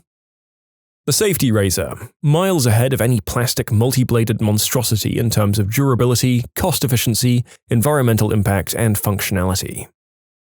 We really nailed the right piston configuration with the inline-6 engine. I think we'll have switched to purely electric vehicles long before we invent a better configuration than the i6. As an Asian, I'd say rice cooker. The nail, the tiny piece of metal, has been shaped that way for thousands of years, and it still hasn't failed us. The original mousetrap. Soup. It's easy and requires no utensils. Spoon optional. It can be eaten by anyone at any age. Oh, here we go. The metric system. Acoustic guitars. You can always change the design and whatnot, but the main concept will always stay the same. I heard from my brother that the basic military high-explosive grenade hasn't been improved on in like 20 to 30 years. Its power is enough to destroy literally everything in a 30-meter radius, and it's full of ball bearings.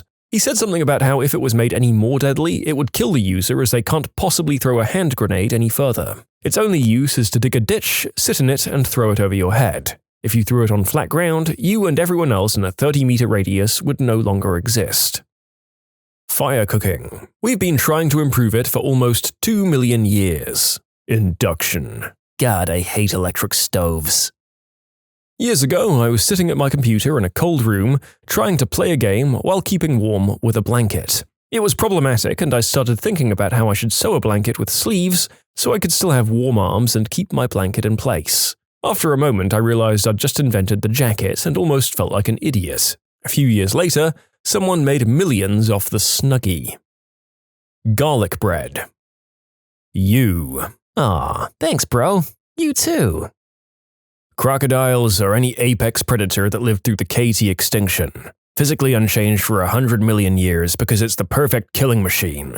A half-ton of cold-blooded fury, the bite force of 20,000 newtons, and stomach acid so strong it can dissolve bones and hooves. Brooms haven't changed, no matter how hard Swiffer tries. Vrooms came close, but brooms are still the best way to sound like a car. Straw to plastic, wood to metal to plastic, it's still a broom. Cordless vacuums serve the same purpose and do a better job.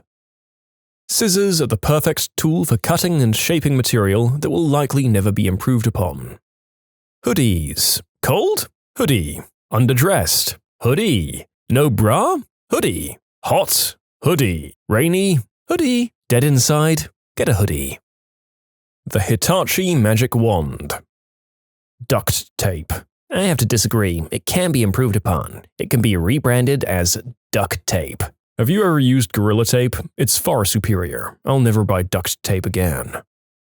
People are really having trouble understanding the question on this one and are just posting things they like. My favorite one was the guy saying the shovel is perfect and hasn't been improved upon. Meanwhile, somewhere out there, this very second, there's a sad and forgotten excavator that's doing in a minute what a shovel could only manage in a day.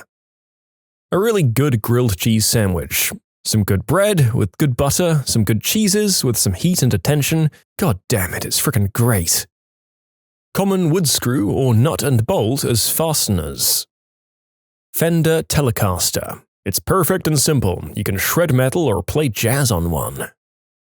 I don't have an answer, but I just wanted to say this is a great question. Well done, question asker.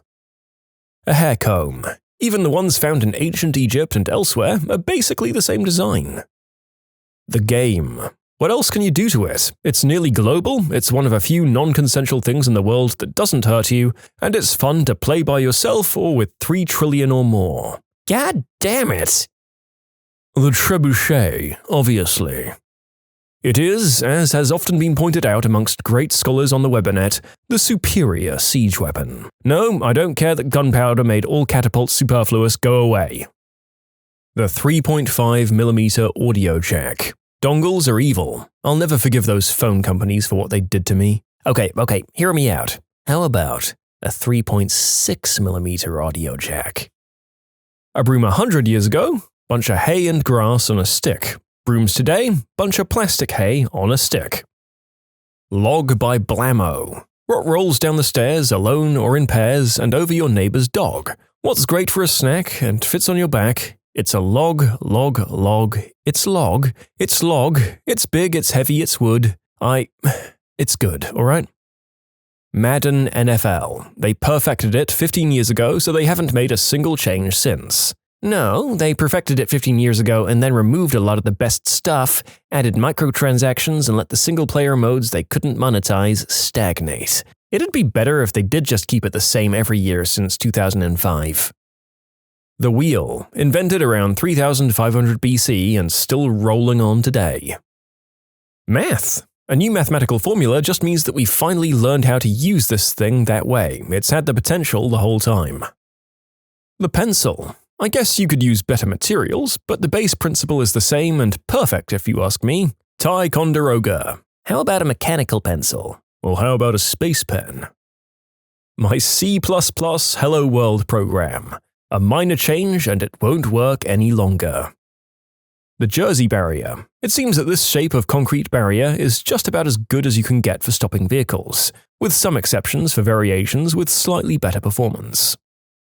The aglet. That's the little piece of metal or plastic at the end of shoelaces. It's a simple yet very helpful invention that's perfectly fine just the way it is. You're kidding me, right? You're telling me you ain't never had one of them janky plastic aglets fail and fall off, leaving the shoelace or hoodie strap to just die a slow death? Well, have you got a better idea for a replacement? I didn't think so.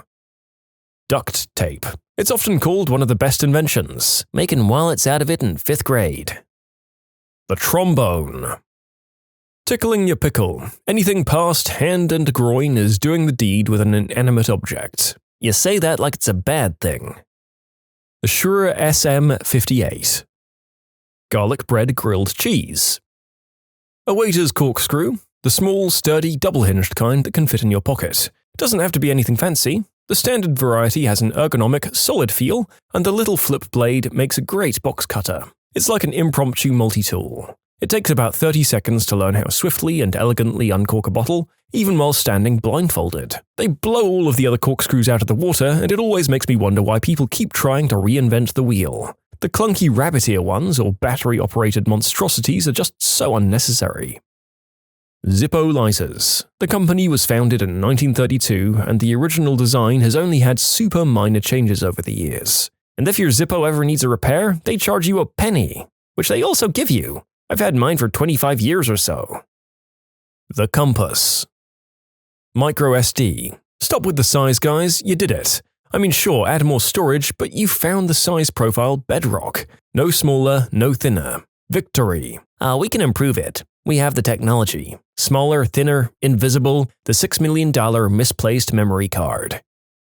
Toilet paper. Bidets are the future, I think you'll find. The doorknob. It wasn't invented until 1878, though. Lever handles are more accessible. Vice grip. The A10 Warthog. How are you going to improve a giant death dispenser with a plane tacked onto it? You could add Bluetooth? I don't know, because it's probably classified, but I bet that plane's computers need a UI update. I've wondered how we managed to get traffic markings as effective as they are on the first try. I can't even remember ever seeing anything different from what we have today. Hint? It took a lot of tries. We didn't remotely get it right on the first one. Driving a car 100 or more years ago was some hot bullcrap with how few rules and signs we had back then, and how much of a lunatic everyone who drove was. A lot of people had to die in vehicular accidents to get the rules and signs we have now. Ice cream. It comes in so many different flavors, and it's such a mood booster. The AC motor. The Teslas driving around now have basically the same motor that Nikola Tesla invented, but with modern manufacturing methods. The bread bag plastic clip. The flat one that has a slot and teeth. I met the guy that invented it, and he had one made of gold in his pocket to show me. Interesting turn for the "so what do you do?" question. Nail clippers. Toasters, man. Haven't really changed much since they were invented. Heating element heats bread. Boom. Toast. Aluminium drink can. I feel it will be with us for a very long time. If not the material, the shape and opening mechanism. I think you'll find that everything can be improved by adding Wi-Fi to it. You should start some kind of Kickstarter for that. Walking upright. 3 million years and still going strong. My dad has said for years hangers need to be reinvented, but they seem pretty solid to me. The hammer. The absolute tool of perfection for rapid transfer of force within a very short amount of time. There is nothing to improve upon. The zipper. How about aspirin? That's pretty good. Ticonderoga Tri-Write pencils. The table. It would be hard to improve a table. Deck of cards. A card that has barely changed in over 100 years. The Skoda Yeti. It's so good that they stopped producing it. Umbrellas? I don't see what you could do to improve upon it aside from changing the size, and that doesn't really count. From friendly squad to horror story. What creepy stalkers have you met online gaming?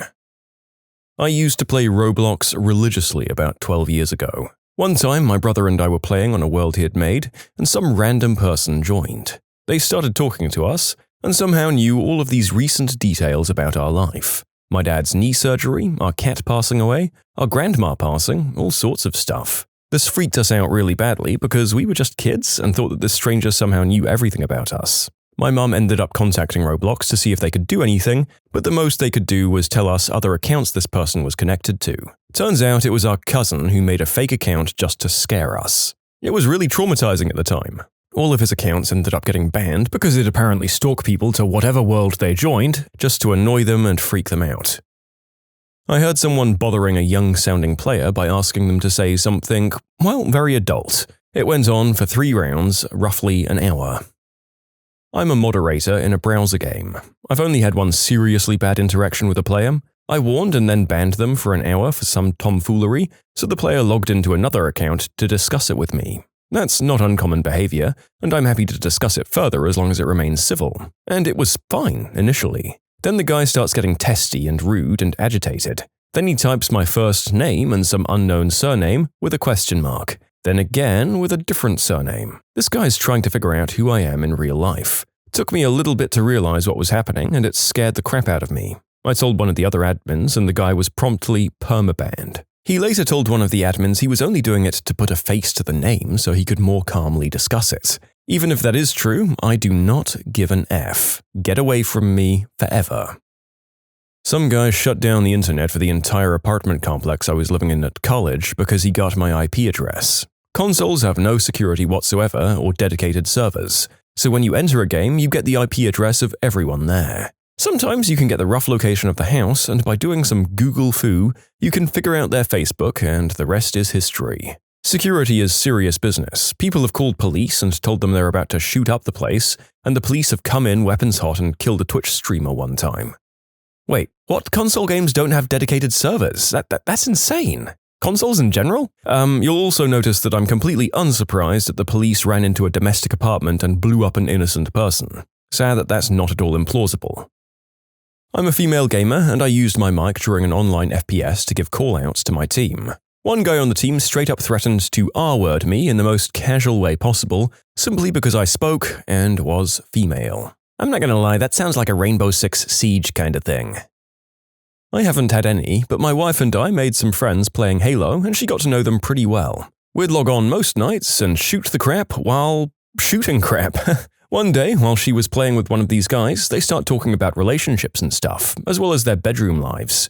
To my wife, it doesn't seem like a weird conversation. The guy does say he's lonely because he's been single for a while, but generally speaking, they're not really saying anything inappropriate or particularly dirty. A little while later, he confesses to her that he whacked the mule while she was talking and asked if that bothered her. Her initial reaction was that it was a bit weird, but she sympathized with him and wasn't going to hold it against him. But a few hours later, when I got home from work, she had really started to be bothered by it and wanted to unfriend and block the guy, but also felt bad about it because she didn't really feel justified, especially since she had already sort of forgiven him, but she didn't feel comfortable with the idea of talking to him again.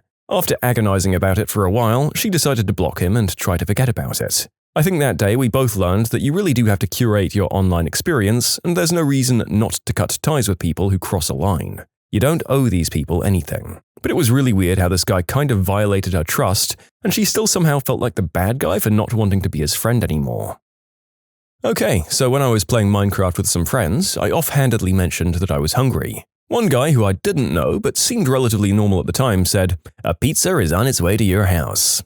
I immediately checked back in chat because I didn't remember typing up my address, let alone giving it to someone I didn't know personally. I acted normal and kept playing. 30 minutes later, a pizza arrived at my door, already paid for. I immediately told all of my friends to watch out for him since he had somehow gotten my address. I have not heard or spoken to him in a couple of years. However, I'm still somewhat cautious about giving out any information that may pin down my location. This one guy claimed to be an adult film star, kept joining all of my StarCraft games, asking questions he shouldn't have been asking a 14-year-old boy. This went on for a few days until, if I remember right, I changed my Battle.net tag to dodge the creepy old weirdo for good. Heard weapon shots, then a couple of guys arguing, and then silence. Then the player was kicked for inactivity. We couldn't call the cops, we didn't even know where to start. They could have been anywhere in the US or Canada. Also, I was like 14, so I was just mad about the loud noises and didn't even process what I'd heard until like an hour later. For others' future reference, often the best thing to do in this situation is contact the company that runs the game. They'll usually put a bit of effort in to try and use the person's PII to try and contact the local authorities.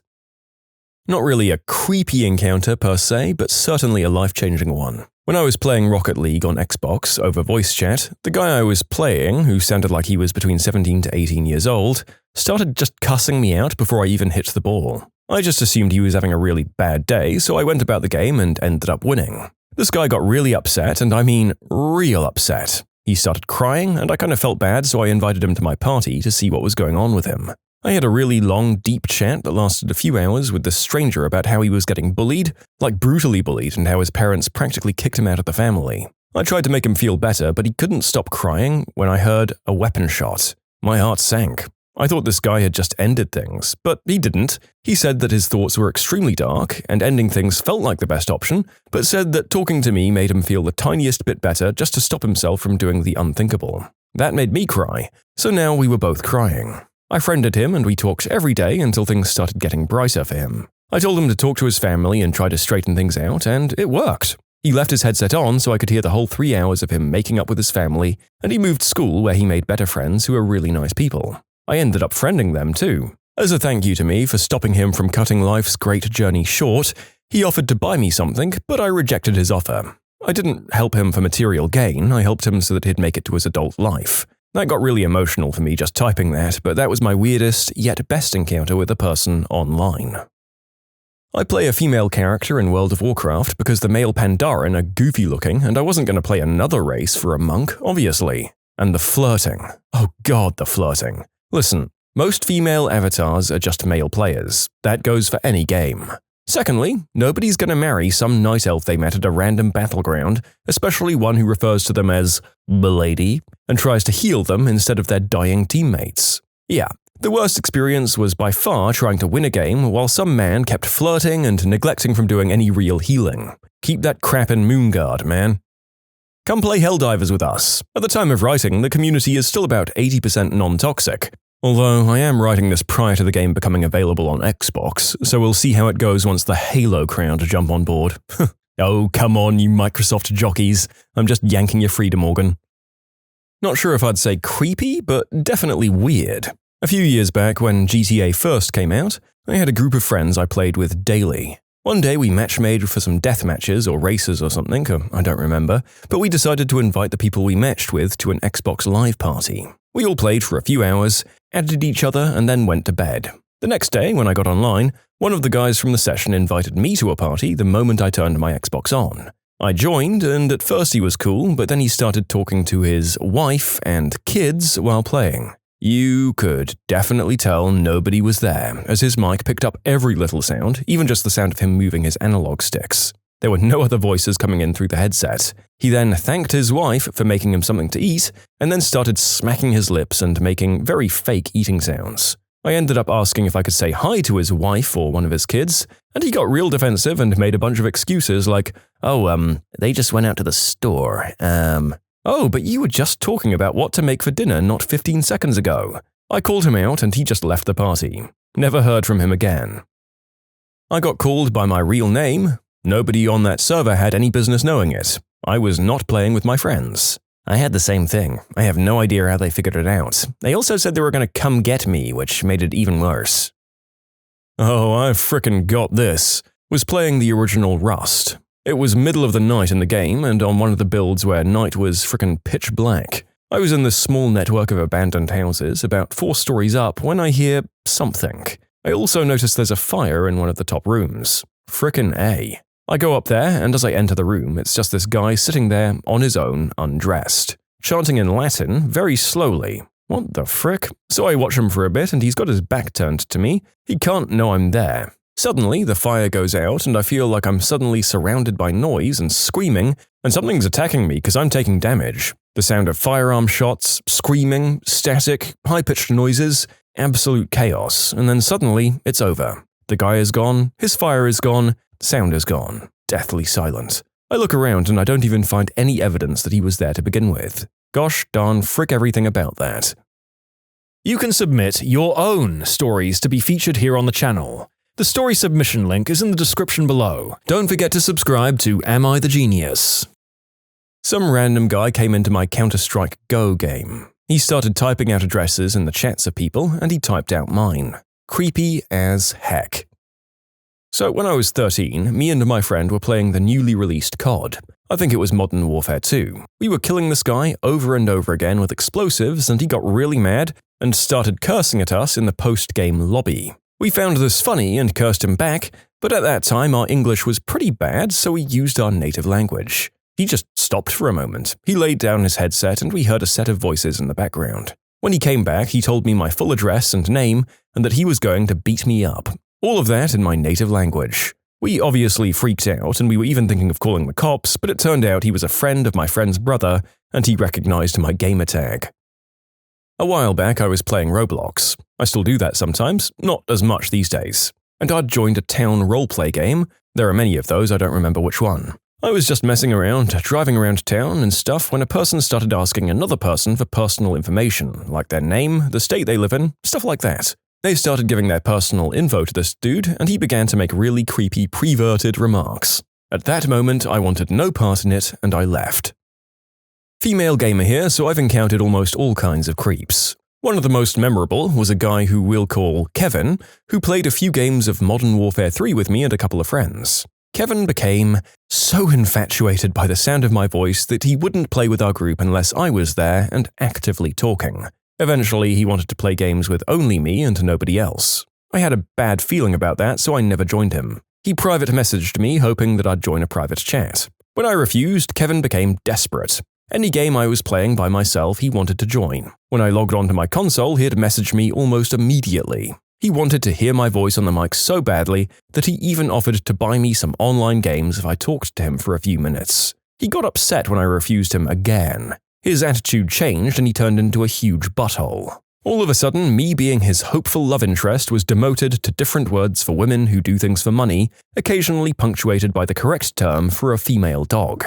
Kevin realized that his little plan had backfired when I wasn't caving to his breakdown, and then he begged for me to send him a voice message of myself moaning in a certain way. I told him off and blocked him. These people, man. First they seem to message girls promising money or goods in return for certain favors, and then when girls refuse to do that, they then call them working girls and other insults implying that they take money or goods in return for certain favors. The dissonance is real, man. And why is it always the Kevins? I know that was an example name, but if you know, you know. Once upon a time, while playing Duck Game, I got into a lobby with 4 people. One of them left after 2 rounds, and there was only me, the host, and that player that I'll be talking about. It was a standard match, nothing out of the bounds of normality until, well, let's say that the guy we're talking about didn't play at all. He was just standing in place and writing strange messages, some of which I'll describe later. He had a dinosaur hat and did nothing but tell strange things in the chat. He said anything he could say. He talked about some stories that his grandmother had told him. He talked about a man who stole his father's car. I can clearly remember the message that caught me the most off guard out of all the things he wrote. A man stole my father's car, my family was in grief because we cannot get other car. It seems like he was poor and a bit illiterate. But not to worry, this man will never steal cars from other people ever again. He met him. When the match ended, he said that his grandmother told him that the end was nigh and everything would soon be okay, nothing to worry about. And then he left. I was concerned about his words, stunned, and I met him later that day in another lobby. I asked what he was talking about the last time we'd met. Here's just a string of his messages. Yes, you are right. The end is coming. My grandmother never lies. 27th of November. Soon my words will come true. And with that, I will eradicate from current existence. And then the guy left the lobby. That was by far the most creepy encounter of mine. Multiple years ago by now, but I still freak out every November 27th. I befriended a guy in Neverwinter when I was in high school, and I played daily with a great guild. He was a little weird and he tried to hit on me, but I shut it down mostly since I wasn't interested and also had a boyfriend. He ended up joining my guild, and after making moves on me again, and me telling him to stop again, or that would be the end of our friendship, he finally quietened down. We were in different channels. This was TeamSpeak 3, and I got a message from someone that he was popping off in the main channel about how I was a terrible person, with the usual suite of comments used against female players. Just a huge rant in text about how I should be kicked from the guild and my friends shouldn't talk to me anymore. At this point, he'd been there for maybe 2 weeks and I'd been there for almost a year. I got screenshots and 2 other people also got them. Within 10 minutes, during which he ranted the entire time, he got permanently removed from the guild and was blocked by most people online. I was 12 or 13 at the time, playing RuneScape in the early mid-2000s. Always used a guy avatar. I'm a girl, by the way. This low-level lady avatar asked me for some bronze armor, and I was like, okay, and I even smithed some weapons for her too. Then she says, let's go to bed, and I was like, nope, and I logged out. I said on microphone, ugh, that idiot shottied me before I could see him. Random guy then chimes in, I'd shotty you in the butt, baby. It sounded like a 12-year-old. I laughed, muted him, and went on with my game. The creepy part was when he messaged me a 4-hour paragraph-long fanfiction of us doing the deed, including him shottying my butt with his 12-inch mega dong. Kids these days are special kind of crazy sometimes. Obviously, I reported him and went on with my day, but what the frick, dude? I just wanted to murder virtual people for a few hours in peace. So this one dark, stormy night on Ark Survival Evolved, me, along with 2 others, settled in a stone home with no door. One of my friends had a pistol with 4 rounds. We heard a noise outside, we were in the jungle in pitch darkness, and my friend takes a look outside, and all I could see was the flashes of small arms fire, and then his mic went silent. My second friend tried to run, but fell off a cliff. I ran outside and proned in a bush, and the lightning from the storm showed me the monster trying to kill us. It was a tall, skinny black character with a spear and no clothing. We decided to go on another game later that day. So I play PUBG Mobile, which has voice chat as we all know. So I load up squads and we're playing, and I'm talking and communicating with everyone on my team, apart from this one guy whose mic is just buzzing static. Well, it's the bottom of the match and we've almost won when we get cornered in a house. So as we're shooting and covering this guy, his mic spits into life and the static stopped. All I hear is, "Watch where you point that," and then a boom, before this guy's character just stops moving. Well, we lost the round, but I can't help but wonder what the frick happened. I mean, it was probably him just dropping the mic, right? Yeah, that's what happened. I mean, I know that there's a real serious implication here, but it does seem equally or more likely to me that it was a prank or something on you guys. I really hope so. Also love that even with this possibility of an actual life team member death, you just kept playing. Maybe I would have done the same. When playing GTA with a friend, a random person connected to our room. As soon as the audio of his mic came through, it was just a kid and he was saying the phrase, "I hate N-words," plural, over and over again as far as he could without taking a breath. He did this for the entire round until we finished our race and then disconnected. At no point did he stop repeating this phrase in deathly serious, matter-of-fact tone. Girl. I legit was part of a group of gamers on console. We'd play Overwatch ranked together and it was great. And then one day they all decided to joke around about needing to see a picture of my chest in order for me to game with them. They were all guys too. I joked around and told them to eat doo-doo. They removed me from the group and from their friends list. I'm in my mid to late 20s and a survivor of the unspeakable act, and it's still one of the most demoralizing and dehumanizing experiences. My first time, I played Rust. I managed to not get killed just long enough to make a basic tool and build a crappy wooden hut with just enough space for one person. Well, this took me like 25 minutes or so, and as I went in, I forgot to lock this door, and this other player with clothes and a weapon just opened my door. He stands there staring at me. I'm thinking like, I'm dead, and I just stood there waiting for him to do the inevitable. He stands there for like 1 minute staring at me, and I just don't move. Then he just turns around and walks off, leaving me alive. No doubt that he had too much pity to kill me. I once made a female character in an MMO. Obviously, I gave her a female name too. Over the week or so that I played her, I must have got more than 30 messages from random guys. Everything from, "Hey, you need help with anything?" 5 or 6 times, which I never got as a male character by the way, to, "Hey babe," to, "Oh my god, you're so hot, you wanna play?" There were even 1 or 2 messages that were a little more lewd than that I can't post here. I've heard female gamers talk about things like this, but I always assumed they were exaggerating a little. It genuinely creeped me out to see the other side of it. I was playing Fortnite and some guy was on the mic crying while I heard whispering in the background. It scared the absolute heck out of me. There was also a weird crackling sound like fire, so I just dipped out in fear. 100% legal, 0% normal. What psychopath behaviors will freak people out? Going to Starbucks and ordering a milk with ice. Wearing the skin of a roast chicken like a mask. Asking an old person to give up their seat on the bus. Using both hands to put on chapstick? That's a fabulous mental image. Stop responding midway through a real-life conversation but maintain eye contact. Oh, sorry, I was lagging.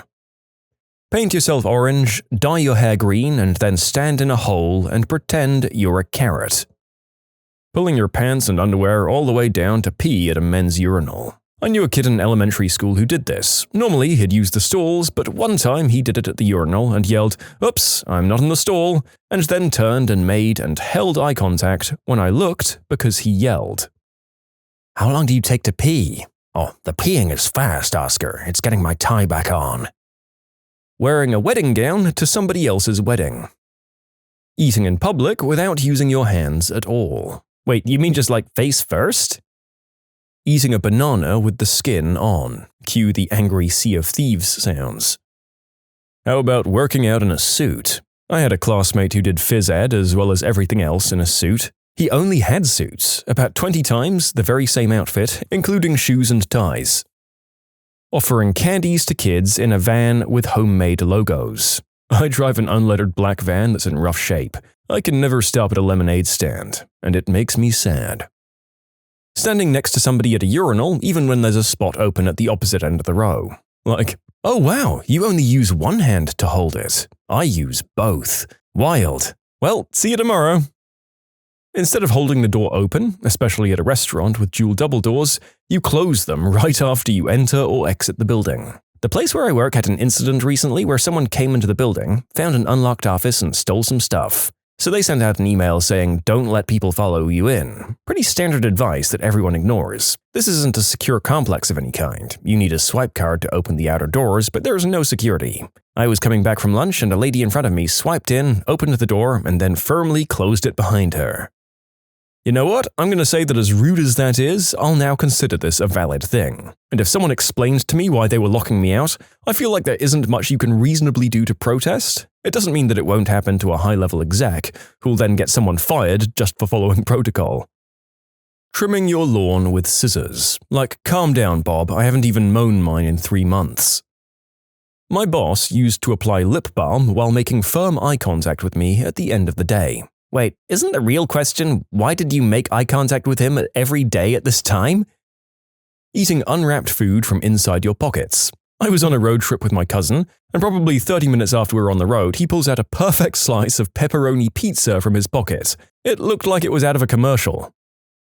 One of the politicians in our country bit into a hot dog sideways and in the middle, like a sandwich. I was serving a very green Chinese businessman at the pub, and he ordered a burger, and after a few seconds of sizing it up, he stabbed it in the center with his fork and started eating it like a candy apple. I asked him if he was okay, and he shrugged and said, "Sorry, I haven't figured out how to eat these yet." Standing silently along a forest road. I once did that in the moonlight while taking out the trash. I turned off my light and just enjoyed the serene night. Then I heard rustling in the bush, and my LED light just frickin' died. It hasn't worked since, but yeah, nice. Writing an S from the bottom up. You know, I've seen some pretty messed up stuff in these answers, but this one genuinely made me stop. Casually eating a stick of butter during a business meeting. Eating a stick of butter anywhere looks like a psychopath to me. Putting your shoes on before the pants. Skinny jeans wearers are in shambles, I tell ya. When you just happen to be going to the same place as the car or pedestrian in front of you. It's even creepier when it's long distance and they look behind them and see you. There was one time we were driving to a friend's home and a cyclist in front of us kept taking the same turns as we wanted to take. They then rode into the driveway of our friend's house, so we pulled into the driveway as well and asked him if he knew that person. He had no idea who it was. Turns out the cyclist thought we were following them and decided to pretend that it was their house so we'd go away. I felt bad for the poor cyclist. They must have been terrified. Brushing your teeth in public. My husband had a weird, eccentric uncle that we didn't know well, and he was some hotshot rich dentist. We were following behind him on the way to a family wedding reception from the church, and we saw him doing something weird in his rearview mirror. Then watched him open his car door and spit out a bunch of white fluid like an android from Alien. His kids say he just randomly starts brushing his teeth everywhere, like the mall or a pool, and spits into trash cans. A couple of years later, he was arrested for possession of white snow, as well as his mistreatment of his family and major fraud and tax evasion. He regularly offered the kids substances, and they sometimes did them as a family. His daughter got out and went to North Carolina. His son is still buddy-buddy with dad, though. So yeah, anecdotally, psychos brush their teeth in public. Vacuuming your yard. Great chemical-free way to keep dandelions from spreading. Wait, is this an actual thing that people do? While shopping, pulling what you want out of other people's carts before they buy them. I did this by accident because I mistook it for a cart an employee was using to put stuff on the shelf. I saw a whole cart of socks and I needed them, but they didn't have the type I needed on the shelf, because an old man was apparently buying them all. Sending orange juice and coffee to random people in a restaurant at dinner, and when they look over, you give them a little salute and a knowing smile. Using your knife and fork to slice each French fry into small, dainty pieces. Walking around in public with a glass of water from home. People will be asking, hey, what's with the water? I bought it from home, so legally it's mine and you can't have any.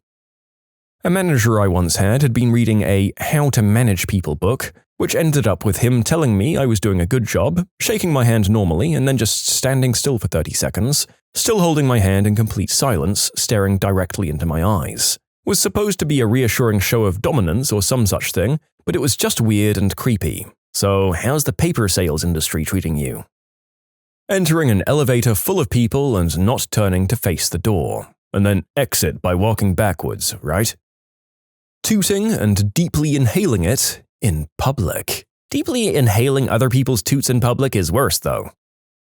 Eating people meat. It's not illegal in 49 states, but you can't kill a person or desecrate a corpse. But you can buy human parts under research, and as long as you're not buying organs for transplant, which is highly illegal, you can serve it to others and even do it in front of the cops. Not that I'd recommend that, but legally you can. It's apparently really tasty, as one guy apparently cut off his foot and turned it into tacos. Upon further review of the rules and other answers, I think this one wins.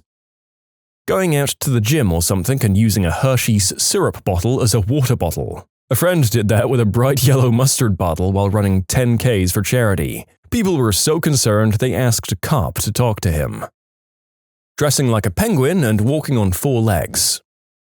Wearing your underwear over your pants. Wearing a wedding gown everywhere. And I mean everywhere. I had a classmate who'd wear hers to really hard exams. She said she loved the way she looked in it and it made her feel great about herself, so she'd wear it as a motivational boost. It was a little weird, but really fun. Doing yard work at night. I mean, that's serial killer activity, right? My ride-on mower has headlights on it and it honestly creeps me out to think of someone mowing at night. Staring at people in public. It's not illegal, but you could still find yourself to be in trouble. Not making any attempts to dry your hands after washing them. Imagine shaking hands and the other person's hand is just dripping wet.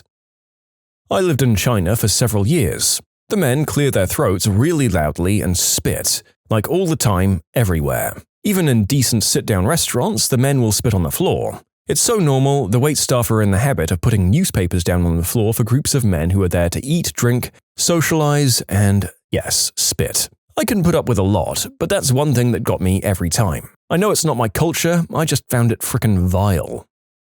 Putting vinegar on mac and cheese. I need to know why anyone thought that was a good idea. Carrying around a blow-up doll that you claim to be married to. My dog attacked a bird and I fell to my knees Braveheart style, screaming, "No!" I looked up and my neighbor was standing outside drinking his coffee watching the whole thing. I said, "He ate a bird." The neighbor said nothing, sipped his coffee and eventually walked back into his house. I was unraveled by the whole situation, but when I went inside, the first thing I said was, "Well, that neighbor's a frickin' psychopath." Taking the escalator facing the opposite way, and I mean as an adult. Believe me, I used to run up and down escalators all the time or just walk on the end like a treadmill when no one was watching as a kid, and I thought I was really cool. I'm going to one-up you there and bring up something I've seen, admittedly only in the homes of very old British people: fully carpeted bathrooms. I mean, that's already a danger that surely only becomes more pressing as your control of your bodily functions waxes and wanes with age. Sitting on a park bench, opening a jar of mayonnaise and furiously eating the contents with just your bare hands. Excuse me, furiously? What other way is there to eat mayonnaise with your bare hands? How about sensually? Screaming in public at nothing except the existential dread you're feeling. So maybe pre-2020. Post-2020, if I see someone screaming in public, I calmly walk over to them and I scream too.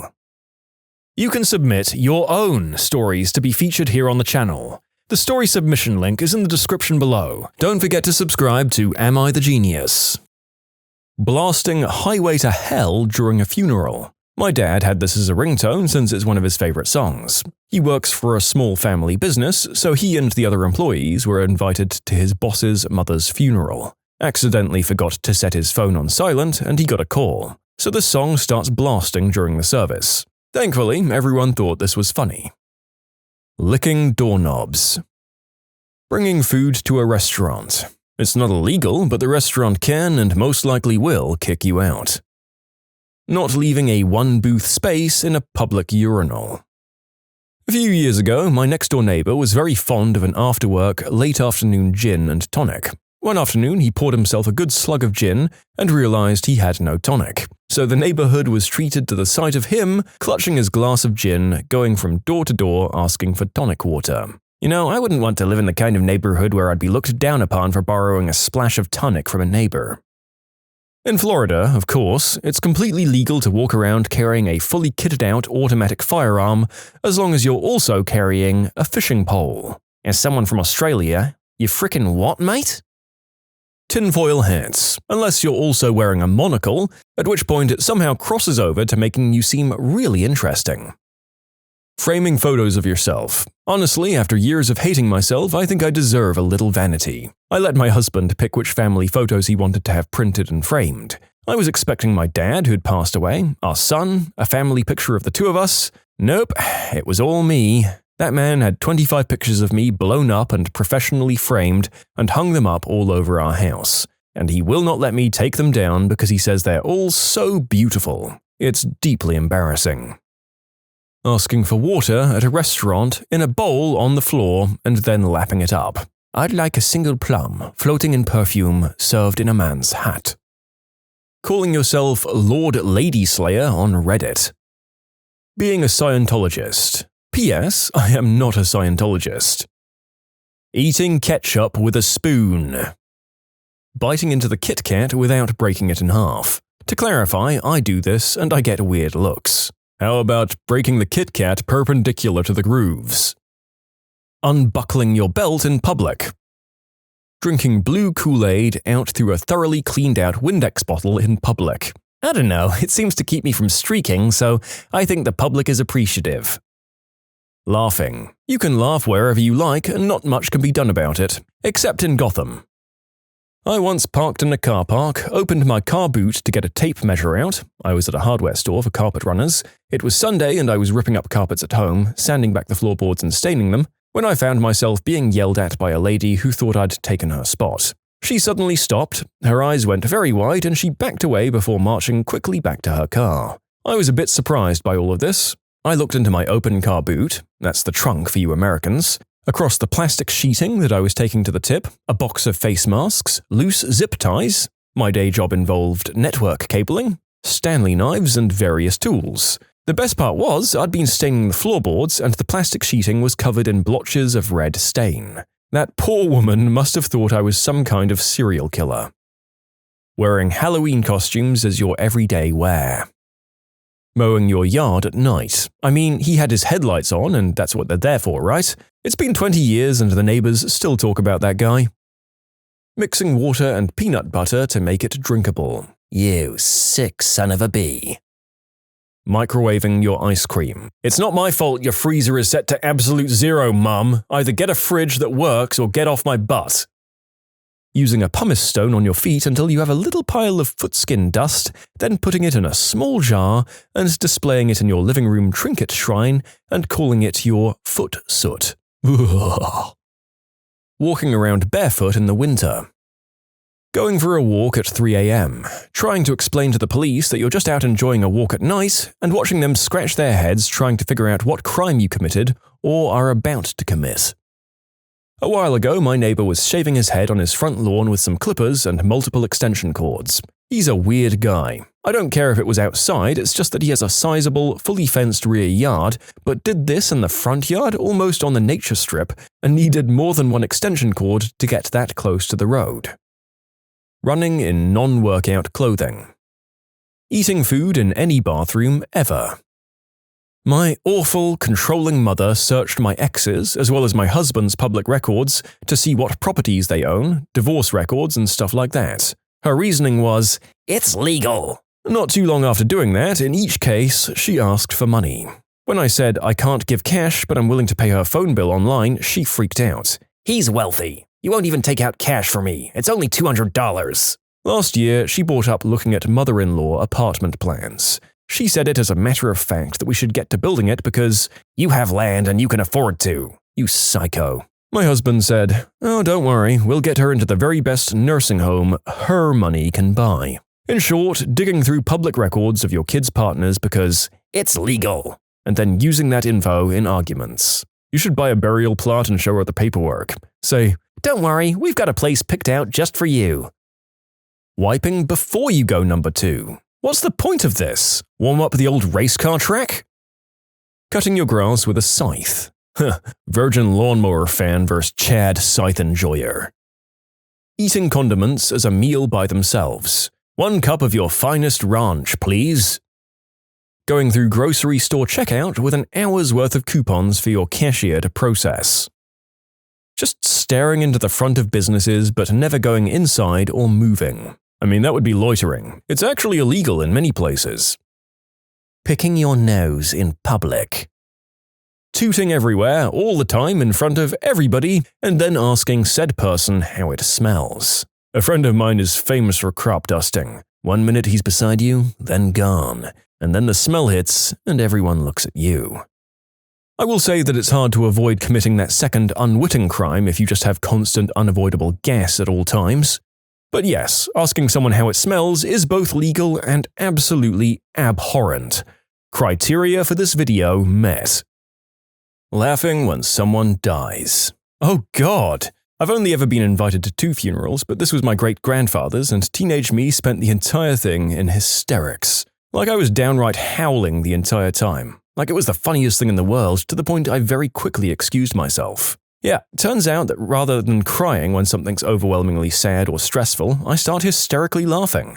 It's not a good look. I've never been invited, nor will I ever go to another serious funeral again. Which brings me to the other funeral. This other was my childhood best friend's dad's funeral, but it was meant to be a funny occasion. In his will, he demanded that all the men wear dresses to it. It's somewhat more acceptable to laugh when the father of the departed has just flashed the entire assembled audience with his red G-string. That was a weird funeral. Laying off 30% of the workforce, but then giving yourself a multi-million-dollar bonus. Having the head of your bed separated from the wall in the middle of the bedroom. Nope, this gives one more direction the monster can grab you from. Buying toy dolls and pretending that they're your real babies. Speakerphone conversation on the bus. A lot of the things I do as an autistic person, like putting beach pebbles in my mouth, making sudden weird sounds, saying baps loudly in a supermarket, collecting things I find on the ground, rubbing stuff like trees and railings. I'm a 30-year-old with a first-class honors degree, and I also like to suck little rocks at the beach. This comment section is my new bucket list. I was asked to make a cold cappuccino once, poured espresso shots into a full cup of ice, filled it with more ice, then steamed milk until the whole thing was foam, and put it on top of the ice. Perfectly legal, and the girl loved it, but I definitely felt like a psychopath doing it. That's a Freddo cappuccino. Good stuff. Change every single screen you can inside of a Best Buy or other store with a lot of interconnected devices to a picture of Gary Busey's face. I'm not actually sure it's legal, but I did it like 12 times and nothing happened but pure joy. Singing out at the top of my lungs to the lyrics of my music I'm listening to as I ride my bike and escaping my depression and loneliness. Hissing at people on the bus so that they don't sit next to you. Go somewhere without a towel, but if you do, don't panic. Locking eyes with the nurse drawing your blood, or moaning while getting your blood drawn, or staring into your dentist's soul while they're trying to fill a cavity. Repeatedly saying melons on a train angrier and angrier as you say it, and then on the last time saying it like you're finally at peace. Getting ready to leave the house by putting on sock shoe instead of sock shoe shoe. Shower socks. Talking to yourself in public. Closing a glass door directly in someone's face and staring at them through it with no expression. Waiting on a street corner without looking at your phone. Sitting on a park bench eating flies from a bag. Taking vertical videos. Well then, that makes my mum a psychopath. Yeah, well, we all knew that. Walking slowly in a downpour. As someone who loves rain, I do this every chance I get. I'll also roll down the window while driving in the rain.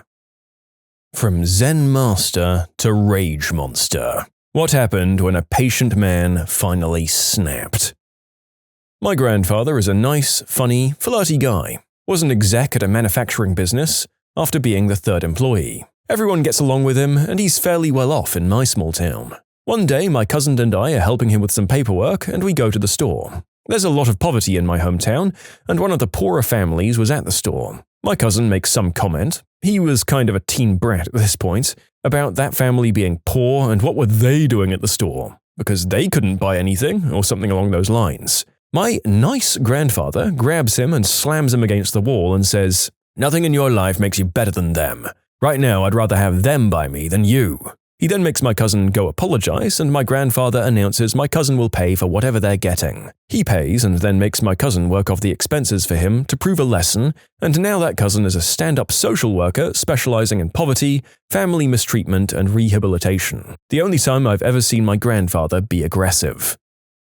Working in an auto parts warehouse, one of our managers was a very quiet, collected person. One particular day, some of the orders were wrong, and the ordering system was malfunctioning. He calmly goes back, starts up a forklift, and rams it full speed at a huge stack of wood pallets. He must have thrown it in reverse and repeated this about a dozen times, raising and lowering the forks appropriately. Everyone stopped working to watch as every last pallet was destroyed. When there was only a pile of wood scraps left, he turned off the lift and calmly walked back and continued working as if nothing had happened.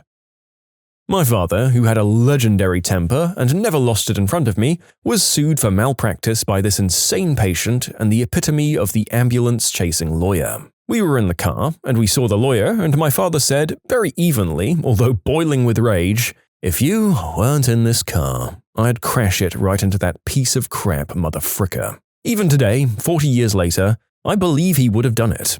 That was scary.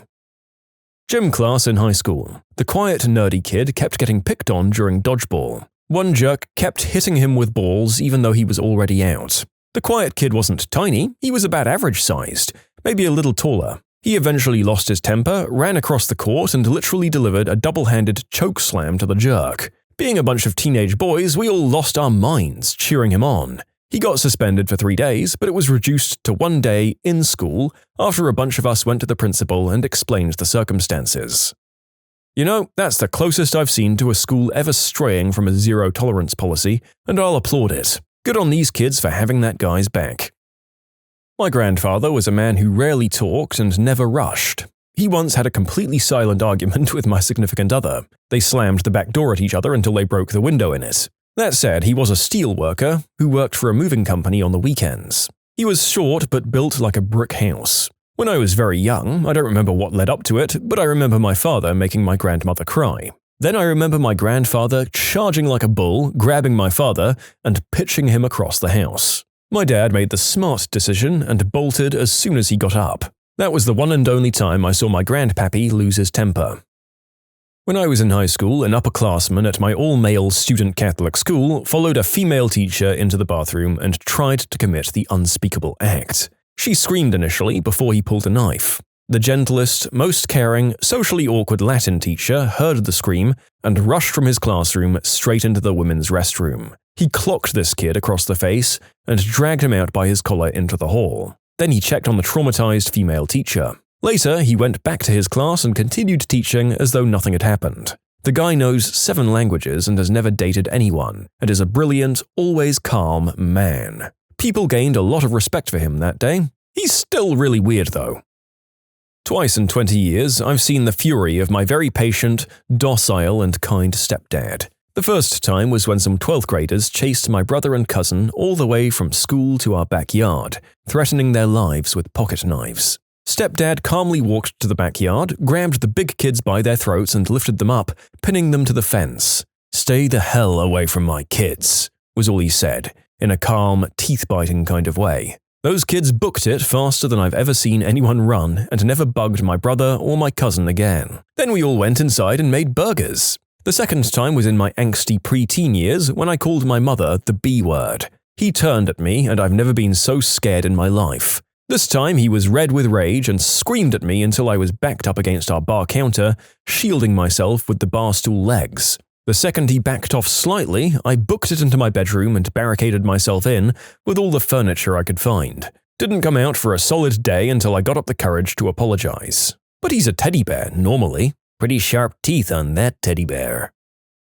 Worked at a retail store. My manager was a very kind and soft-spoken man, about 5'5", not scrawny but not built. I never saw him lose his temper, except once. A guy in another department was stocking shelves. Bill, and Bill was in a wheelchair. A huge, gnarly-looking guy comes up and starts arguing with Bill about whether or not they have this or that, and the guy loses his temper, tries to pull Bill out of his chair to beat him up. I was further down the aisle, but I started towards them because frick you don't mess with Bill. Out of absolutely nowhere comes my manager. I mean, he flew out of thin air and tackled this huge punk to the ground, and after some fisticuffs, the butthole gave up and my manager literally sat on his head until the police arrived some 15 or so minutes later.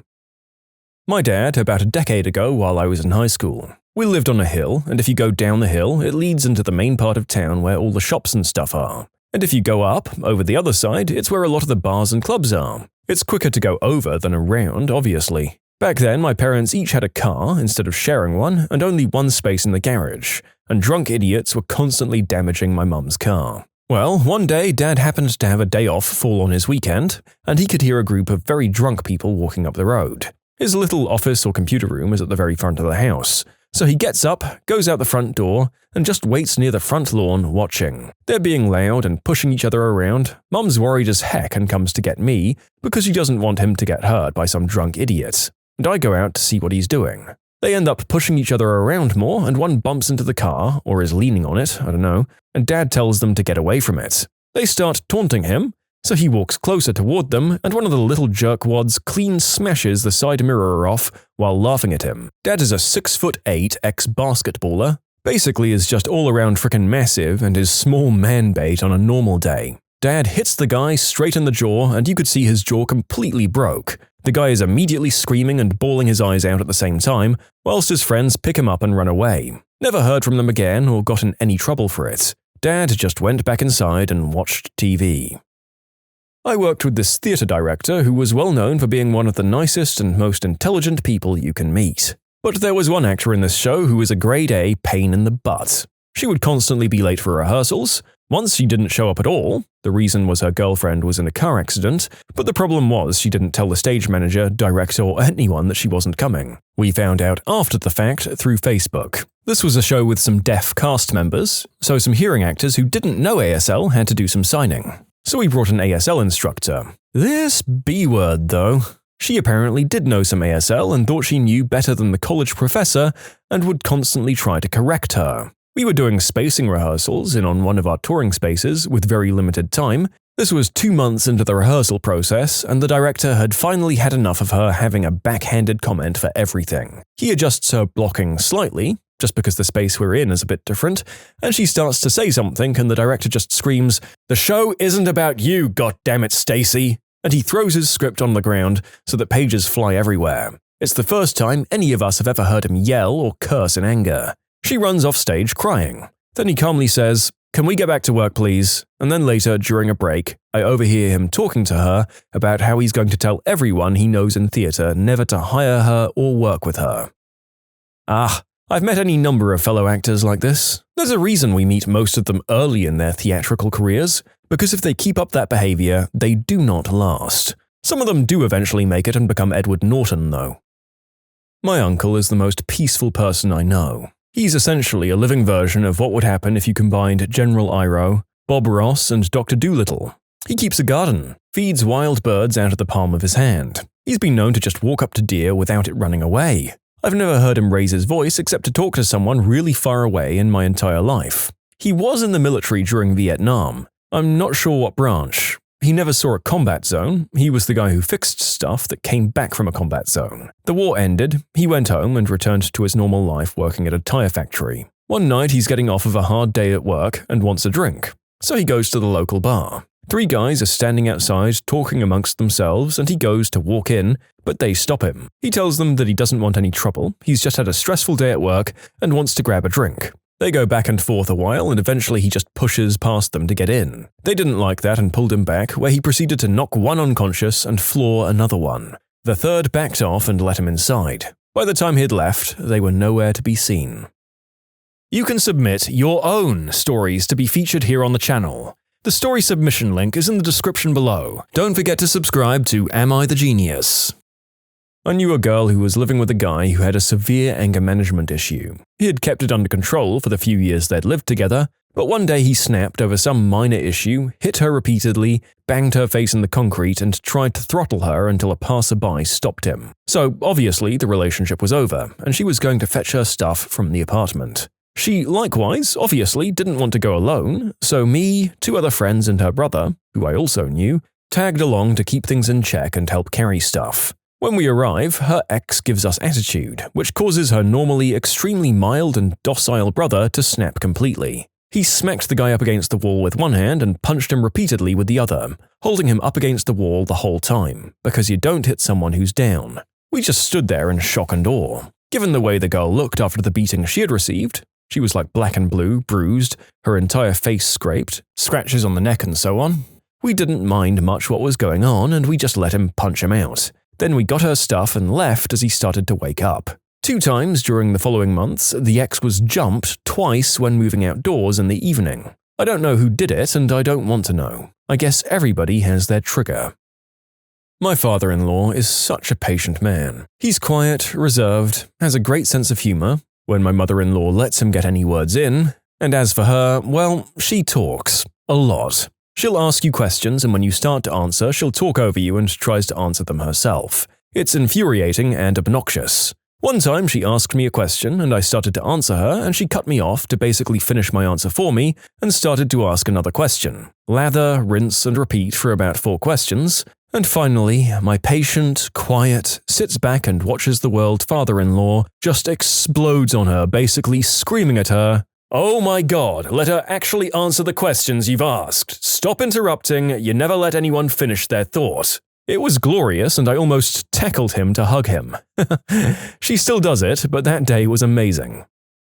My dad was career Army as an officer. I've always known him as a soft-spoken, kind, never gets angry sort of person. He rarely ever raises his voice that I know of. There's a law in the US that basically protects any service member nearing 20 years from being forced out so that they can get full retirement benefits. One day he gets a call from his commanding general telling him that he's going to be forced out due to budget cuts army-wide. My dad gets up out of his seat and starts yelling at the general on the phone that it was impossible due to the law since he was in the safe zone. He started quoting section after section, yelling at the general telling him he'd effed up and that it had better be fixed. A few days later, my dad got a call again from the same general, and the first thing the general said was, "Before you say anything, let me apologize for the other day, you were 100% correct." But budget cuts are budget cuts, and as soon as my dad hit 20 years, he was retired.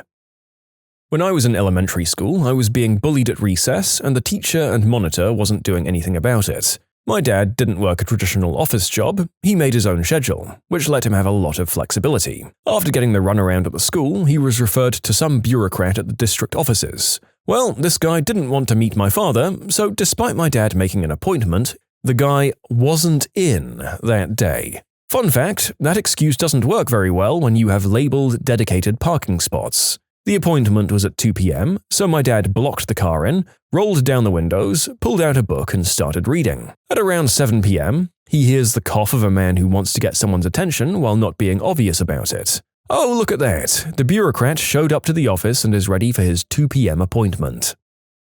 I laughed. Okay, my dad has the patience of a saint. You never see him get angry or mouth off. He's quiet, calm, and so laid back. Pretty much like me. Even when we were kids, he never gave us a telling off at all. It was always Mum's job as she was strict. Anyway, we were at the dinner table and me and my siblings were all bickering, not sure about what. All of a sudden, my dad slams his fist on the table and shouts, "Shut up!" We all put our heads down in shock as we'd never experienced this before. One by one, we started to giggle. Even our mum started giggling. We were looking over to my dad, who was looking down at his plate, and all we could see was his shoulders going up and down, and of course, eventually he just burst out laughing. I think he shocked himself that day, but nobody could take it seriously.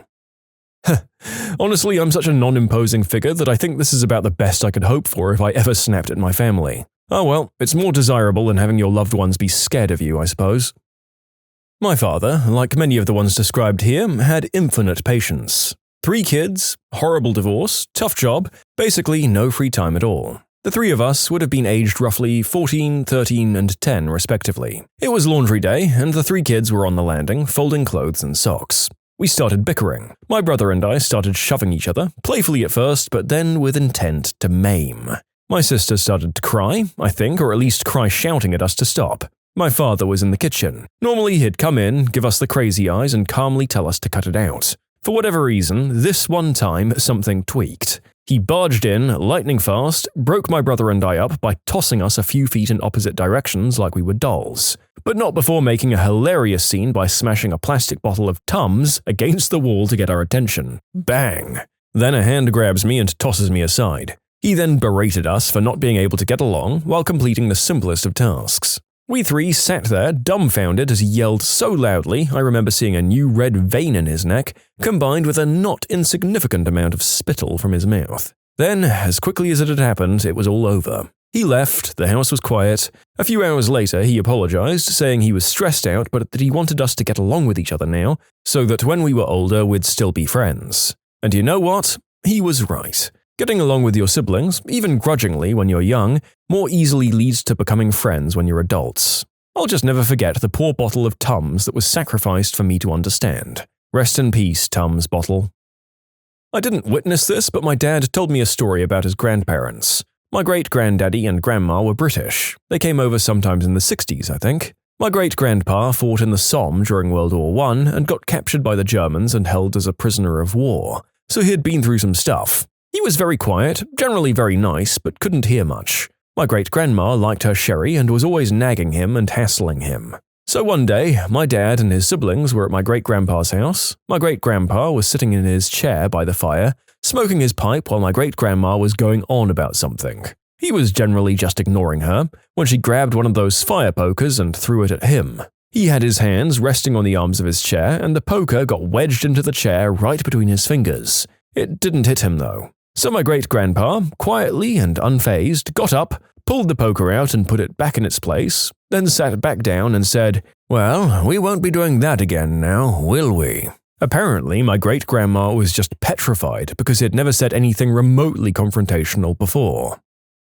My little brothers are twins, fraternal. Mike is emotional, high-strung, and always getting himself in trouble because he can't keep his mouth shut. Pete is the exact opposite. Very calm, very rational, very quiet. At the time of this story, they were about 10. We lived across the street from the elementary school, and I was out of school, so I'd often chill on the front porch with a book and keep an eye on the kids across the street. One day I hear Mike's voice start to spin up. I look up and he's facing down some kid, red in the face and about a step from swinging or crying. I'm not sure which. I get up and I start to head over, and I've just stepped onto the grass across the street when Mike's antagonizer says, quite clearly, "Your birth certificate was an apology letter from the termination clinic." The twins know what a termination is. Mike goes silent, shocked and hurt, and tears start to well up in his eyes. I'm furious, and a teeny part of me is laughing because holy crap, that one was new. But before I can say anything, here comes Pete, with a flying punch straight to the side of this kid's head. Knocked him right on his butt. Mike is shocked out of his tears. I'm flabbergasted over watching a 10-year-old perform an absolutely beautiful airborne sucker punch, and Pete stands over the kid, practically snarling until I make it up to them. The kid sees Pete is distracted by me walking up and takes off. I march the twins back home. I'm kinda proud of you, dude, I tell Pete, sticking up for your brother like that. Pete gives me the flattest look I've ever seen on a child. I wasn't protecting him, he says. That's my birth certificate, too. One of my school teachers was the most patient, kind man who'd work with you until you got something, even if it meant he had to miss his lunch. There was this girl who was a mouthy little brat. She'd mess around in his class repeatedly. He'd always keep us cool, even though she was being incredibly rude. Discipline never worked on this kid. I don't know how she didn't get expelled. One day she was drinking Coke in chemistry class and he repeatedly told her to stop because we were messing around with chemicals and there was a contamination risk. But she didn't listen. After months of this kid giving him crap, he slowly walked over to her desk, picked up her Coke and poured it over her head, and then walked back to the front of the class and carried on teaching. He got fired, much to our protestations.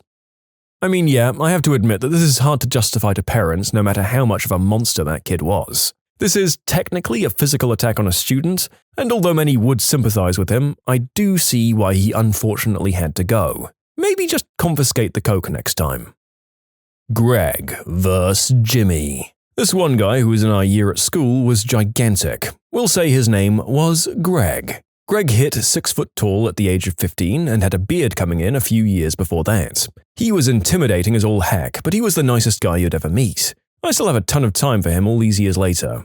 Genuine model of a good person. Anyway, he was being teased all year by this butthole of a boy. Let's call him Jimmy. Jimmy had some self-esteem issues and used to pick on younger kids constantly. But when he set his sights on gentle Greg, knowing he wouldn't retaliate, it got interesting. Jimmy was rarely in school, but would still hang about the school gates with about 6 or 7 pals, waiting for Greg to appear, then bolt when he finally did. One weekend, we were all out street drinking, as you do, and Jimmy and co. jumped Greg.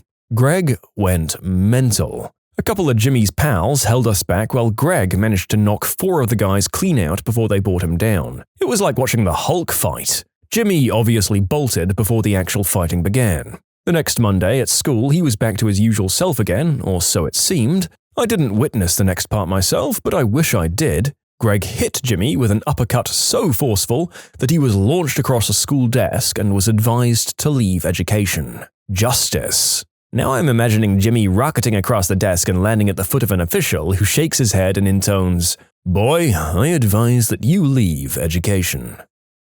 Driving test chaos. What's the craziest thing a kid has done while taking the driving test?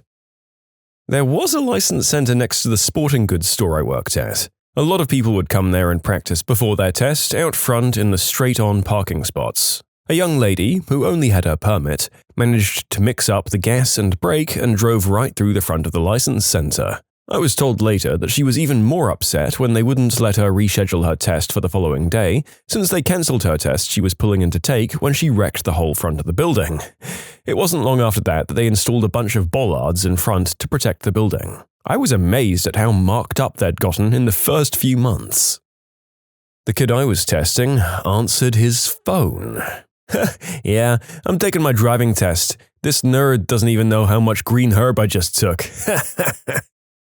My driver's ed teacher said that one kid reclined his seat all the way back, put one foot on the gas and the other on the brake, and grabbed the top of the wheel with one hand and said, "Let's go." I heard about a girl in driver's ed who was driving on the interstate with the teacher and 3 other students. The teacher commented that they'd missed the exit, but they'd just get off on the next one. I'm not sure what the girl's thought process was, but this girl pulled into the grass and tried to go against traffic to go back to their missed exit. The teacher had to use her brake on the passenger side, while the other 3 students screamed bloody murder. When I went to take mine, the tester waited until I was at an intersection and then yelled, "Turn left!" She scared me, so I did, and I failed. Yeah, afterwards I was like, maybe that was a test to see how I do under pressure? Not good though, apparently. When I went back to try again, she was just ripping into this girl and her mum in the parking lot. I was like, at least I'll get a different tester because she's clearly busy. I asked my tester during my full license test what was the worst thing someone had done. Apparently, there was an older gentleman who drove through 3 stop signs before the tester told him to pull over. The gentleman explained that he didn't want the license, but his family was pressuring him, so he ran the signs on purpose to fail. He made sure no cars were coming first, though. Okay, I get that, but why on earth was this fellow allowed to plow through 3 of these things without his instructor grabbing the wheel and screaming for their dear life? Okay, I've just realized you likely mean that he passed 3 signs instead of physically ramming the vehicle into each of them, but the question does still kinda stand. When I was sitting my test, I asked the tester how many tests he did in a normal day. His answer was 10. Not all that surprising until he followed it up with 10 and 8 will fail before making it out of the car park. I asked him to elaborate, and apparently the vast majority of test sitters will fail for administrative reasons like arriving late to the test, not bringing their existing learner's licenses, or having a vehicle that wasn't road legal. The latter was more common than it sounds, when all lights and turn signals and horn stuff is tested in the car park before the test itself begins. Fail any of the above and you've wasted your $75 and never even got into gear. While I was waiting for my turn to do my CDL test, I watched a guy in a semi back into a light pole, and instead of seeing what he gently backed into, he just gassed it and knocked it over. Needless to say, I didn't get to take my test for an hour or so while they cleaned that up. Listen, a lot of kids make minor mistakes, and yeah, some do make scary mistakes. However, it's the adults that scare me the most, especially the seniors who are up for re-exam. Probably the worst test I've ever been on was this man in his 90s. I instructed him to turn onto a street when it's safe to do so, and he turned, narrowly missing a pedestrian. Not only that, but he was driving on the wrong side of the road. He came head-to-head with another car who pulled over to let him go. He was laughing about it because he was under the impression that it was a one-way road. When I got back to the office with him, I cut the test short and got him back the quickest and safest way possible. He was astounded when I told him it was not a one-way street. I said, "Did you see any one-way signs?" "No, but I assumed you were going to take me on one." "What?" My best friend was coming to a 4-way stop sign in our small rural town. The tester said to go straight. So she did, without stopping at the sign. Just drove right on through without batting an eye. He basically told her, "Well, you failed if you just want to drive back." Last year I was making a left turn at a light and a car swerved into my lane and hit me. Turns out it was someone taking their driver's test. I'm not exactly sure how drivers test car insurance works, but the instructor told me we had to wait for the police and take details of everything. I'm assuming that driver didn't pass. I went forward instead of in reverse when the tester was standing in front of me on the curb. I failed. One of my classmates in high school failed his driver's test 6 times. During one test, he hit a pedestrian.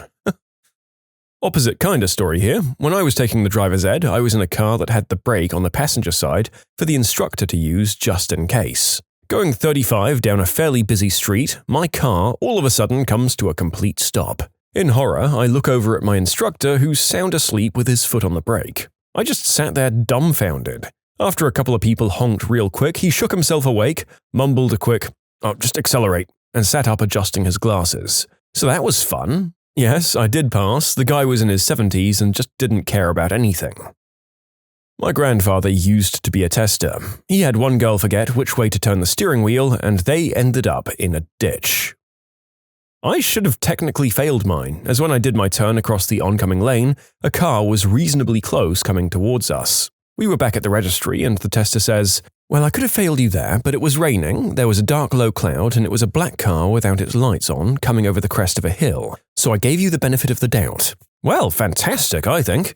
So that afternoon I go for my first solo drive, and as I'm pulling into a shopping mall, I completely miss a pedestrian crossing sign and nearly run someone down. I slam on the brakes at the last second, and I'm apologizing profusely, and she's just staring at me. It was the woman who did my test. She just shook her head and walked off. Thanks for the benefit of the doubt, though. My dad was friends with the guy who worked for the registry giving the road test. His best story was of a kid who took his test while it was raining. He started driving without the windshield wipers on. The guy figured he was nervous, so tried to give him a break, saying, "It's raining pretty hard, huh?" The kid was white-knuckled on the steering wheel and just said, "Yep." Again, trying to give the kid a break, he said, "Don't you think you should do something about that?" And the kid said, "Yeah." Apparently, he didn't know where the wiper controls were, so he rolled down the driver's side window and stuck his head out. At that point, he had to stop the test and fail him. Took a test with a girl who drove on the wrong side of the road and took a left turn into oncoming traffic, all in the same drive. It was through my school, and she was banned from taking it through the school because of that. Okay, 3 stories. First, my ex drove a geo-tracker, a tiny car. She pulled right into the parallel parking area and fit in so unbelievably easily, the tester made her do it properly. A girl in my driver's ed failed her test when she went to the DMV because she turned into oncoming traffic. Not only was there a grass median, there was some of those skinny red and white poles for about 10 feet followed by a guardrail. Each side of the median was 3 lanes. There was really no way to miss it, but she did. And on a lighter note, I did the backing up 100 feet part. When the tester told me to, I stopped, and before I put it into park, he asked me a few verbal questions, and then proceeded to give me directions to leave the area and back into the parking lot where the parallel parking test would be done. Never put the car into drive, pressed the gas, and the car went flying in reverse for about 20 feet. He apologized and said, "Oh, my fault for distracting you. As far as I'm concerned, that never happened." In my local area, a guy in his mid-20s failed the test for some reason. At this point in time, the results of the test were shared in the car. After being told, he proceeded to get out of the car and grab an axe out of the trunk. I don't know any more details beyond that, but apparently that's why the results are shared inside the licensing building rather than inside the car. Isn't it satisfying being the reason that a rule was created? Seriously, that is intense. Although I guess this implies that it was his car. Was he about to smash through his own window? Or drag the person out first? Because I can't imagine that he'd have room to swing that thing from inside the vehicle. So many logistical issues for this particular attempted murder. Kinda the opposite of your question. Actually, the worst thing a tester could do. Gets in my car, which is a little hatchback. He's a huge man and he can't fit. He says he'll fail me unless I get a car he could fit into. And within 15 minutes, otherwise my slot will be gone and I'll have to rebook and pay again. Luckily, my dad was 5 minutes away, who came with his sedan. Disaster averted, or so I thought. The instructor asks me to do a U-turn on a farm road. It's a single lane each side with a ditch on either side. It's impossible to do based on turning circle of the car. I attempted the largest possible angle, but due to the ditch on each side it ends up being a 3-point turn. He asks me if I'm deaf and if I know what a U-turn is. Politely trying to explain that it's not possible, which I'm sure he knew. I completed the test and passed everything else. He failed me and told me to come back when I learned to drive. I rebooked the test the next day and passed with a different instructor. This was in 2005. Fast forward 15 years and he's actually in the news and sentenced to jail for accepting bribes. In hindsight, he made a comment of some sort of reparation for not fitting in the car, and that makes sense now. My 80-year-old great-aunt. The tester kept telling her to speed up. After a few times, she said she can't see the speedometer, so she doesn't know how fast she's going. He made her pull over, and she didn't receive a renewal. Thank God. In short, drive extra careful around pharmacies. It's usually crowded with old people, and that's one of the few places those people need to drive to. You can submit your own stories to be featured here on the channel. The story submission link is in the description below. Don't forget to subscribe to Am I the Genius?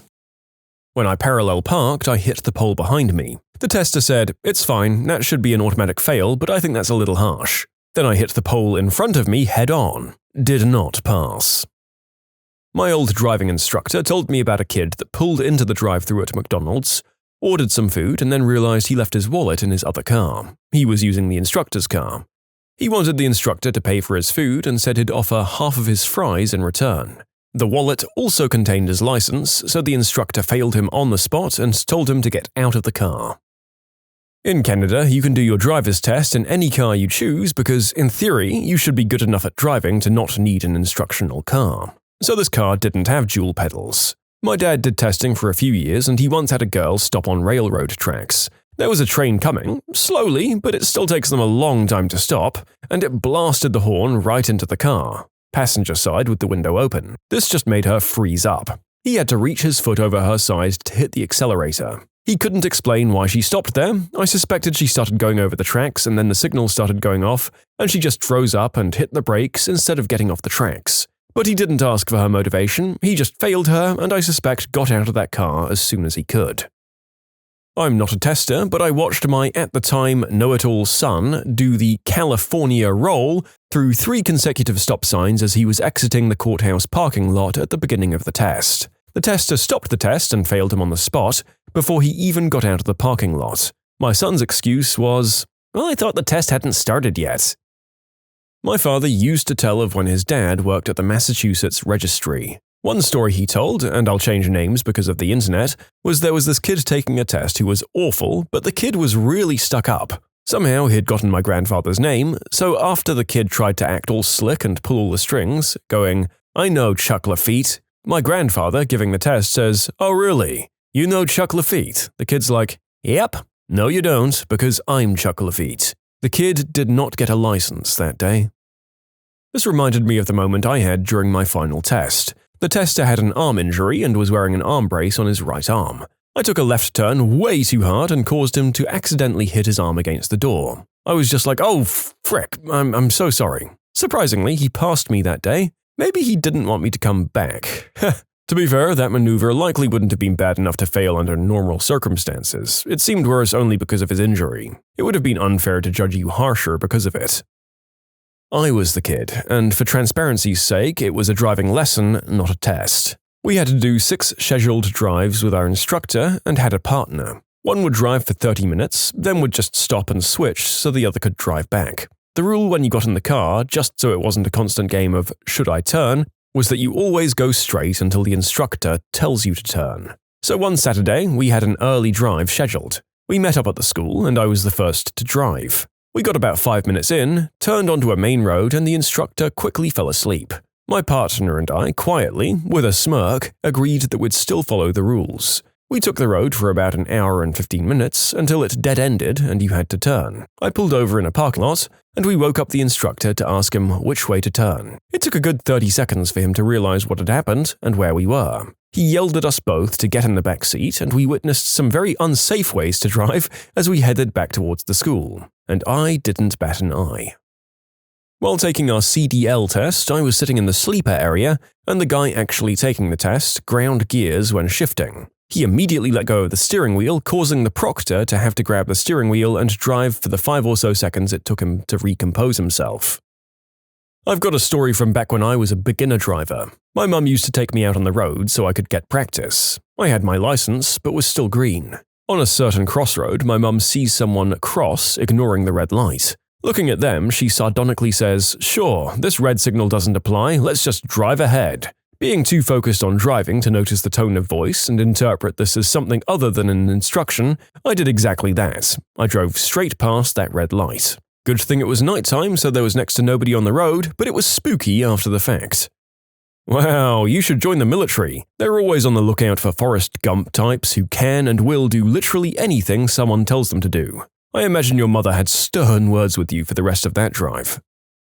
As someone who worked in a DMV for many years issuing licenses, even though I wasn't a license examiner myself, I think I'm the closest thing to your target respondent so far. The craziest thing I ever witnessed with my own eyes was a guy who somehow managed to lose control at less than 15 miles per hour, jumped the curb and smashed into the guardrail. Needless to say, he wasn't issued a license. But the best story I ever had from a coworker happened immediately after she came inside, swearing a blue streak because during a part of the test where the examiner stands on the curb in order to observe maneuvers, her customer drove over the curb and straight into her knee.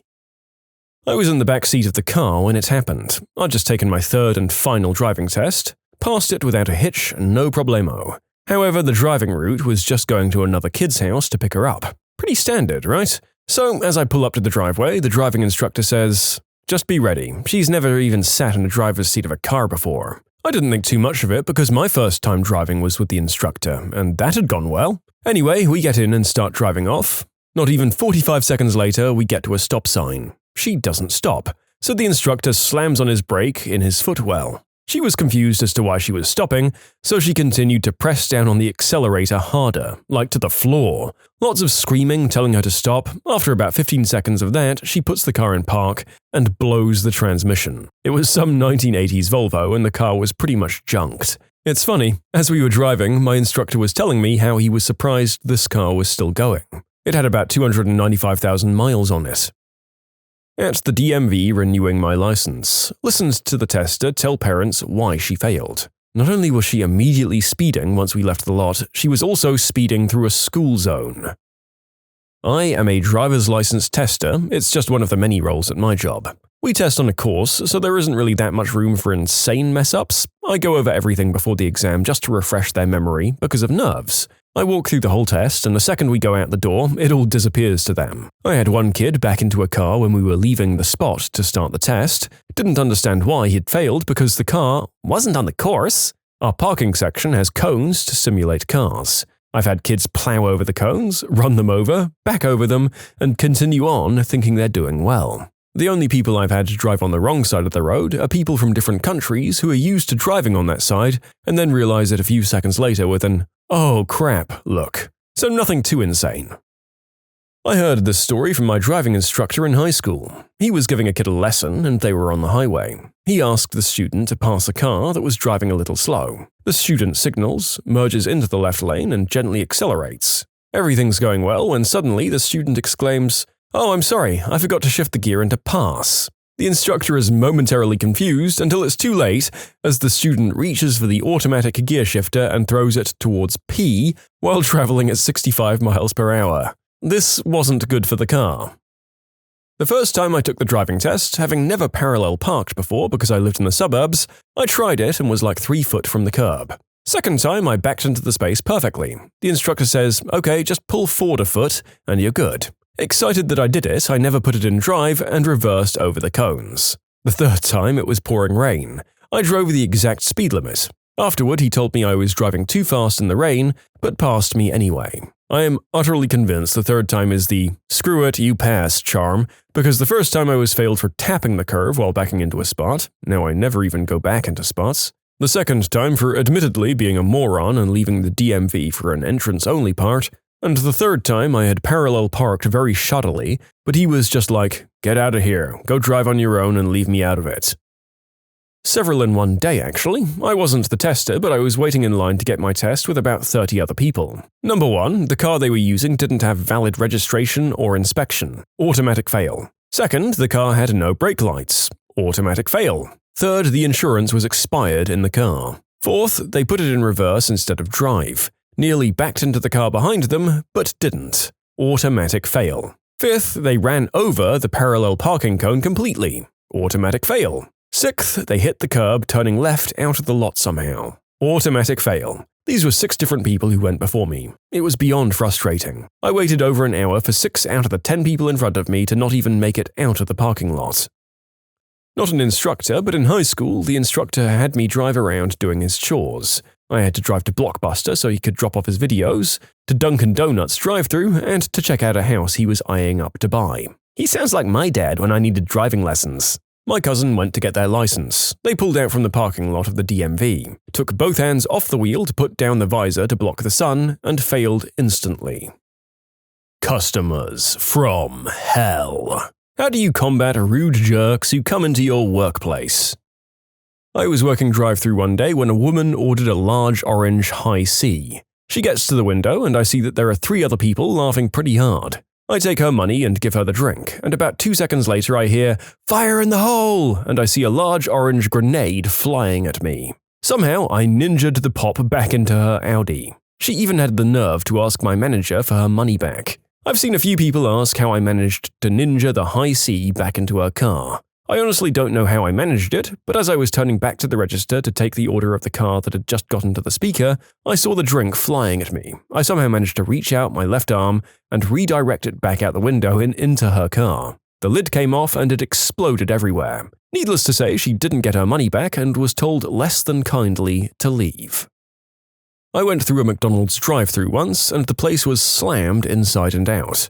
After ordering, I was asked to park next to the curb and someone would bring my order to me as soon as possible. A girl walks up to my car, visibly shaken, and as she approaches my car to hand me my food, she says, "Please don't slap me." And I said, "What?" She said the last lady she delivered the food to yelled at and slapped her across the face because the food took so long. Jesus, fast food service PTSD is not okay. Okay, let's do this. We all take MMA training and various techniques, and in 6 months we meet, and we all get jobs at one fast food place.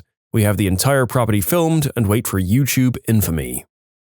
I used to work at Applebee's. One of my tables was an elderly couple and what I assumed was their granddaughter. They ordered their food: steak, salad, and chicken fingers. In the kitchen, a random server, let's call him Matt, was running people's food because everybody was busy. Well, the table next to mine belonged to a server named Ashley. Matt accidentally ran Ashley's food to my table. He asked the old couple if they were the table that had ordered the chicken penne pasta, onion rings, and chocolate dessert, etc., all of which were completely different than what they'd ordered. They said yes. They then proceeded to yell at the manager about how wrong their food was and how bad of a server I was. I hate people.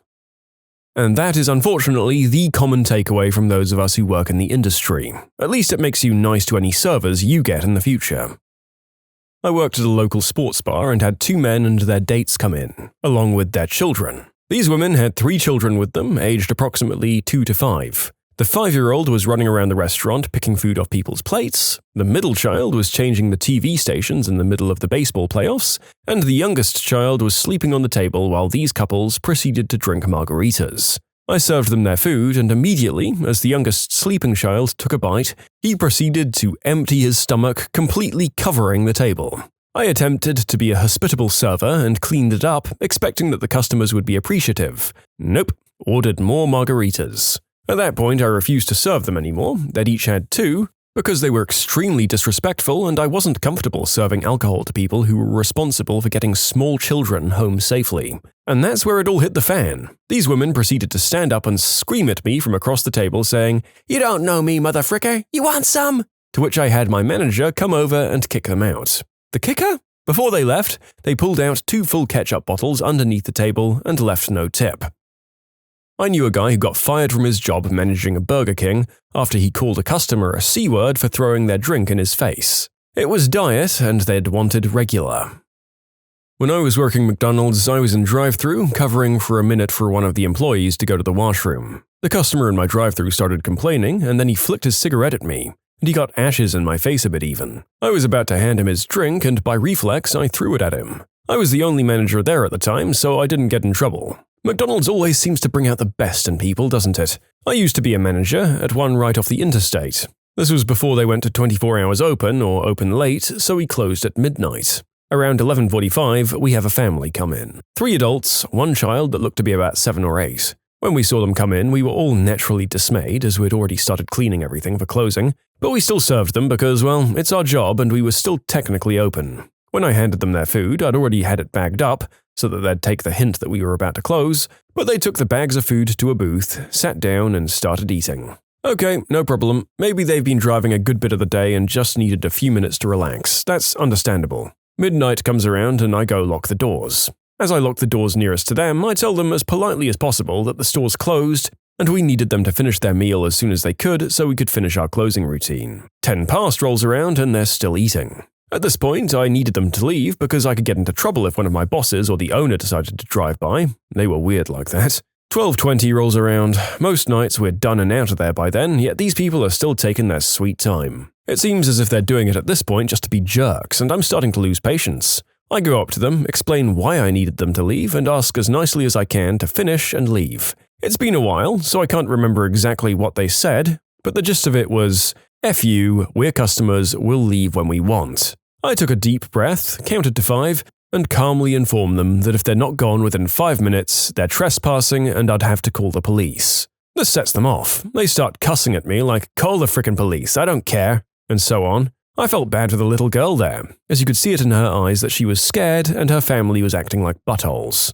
So while they're mid-rant, I turn around, walk back behind the counter, and wait for 5 minutes to be up. Right at 5 minutes, that poor little girl comes up to the counter and said, "Please don't call the cops, we're leaving." My heart went out to this girl, but I could see that her family was finally getting out of there. But yeah, frickin' McDonald's, man.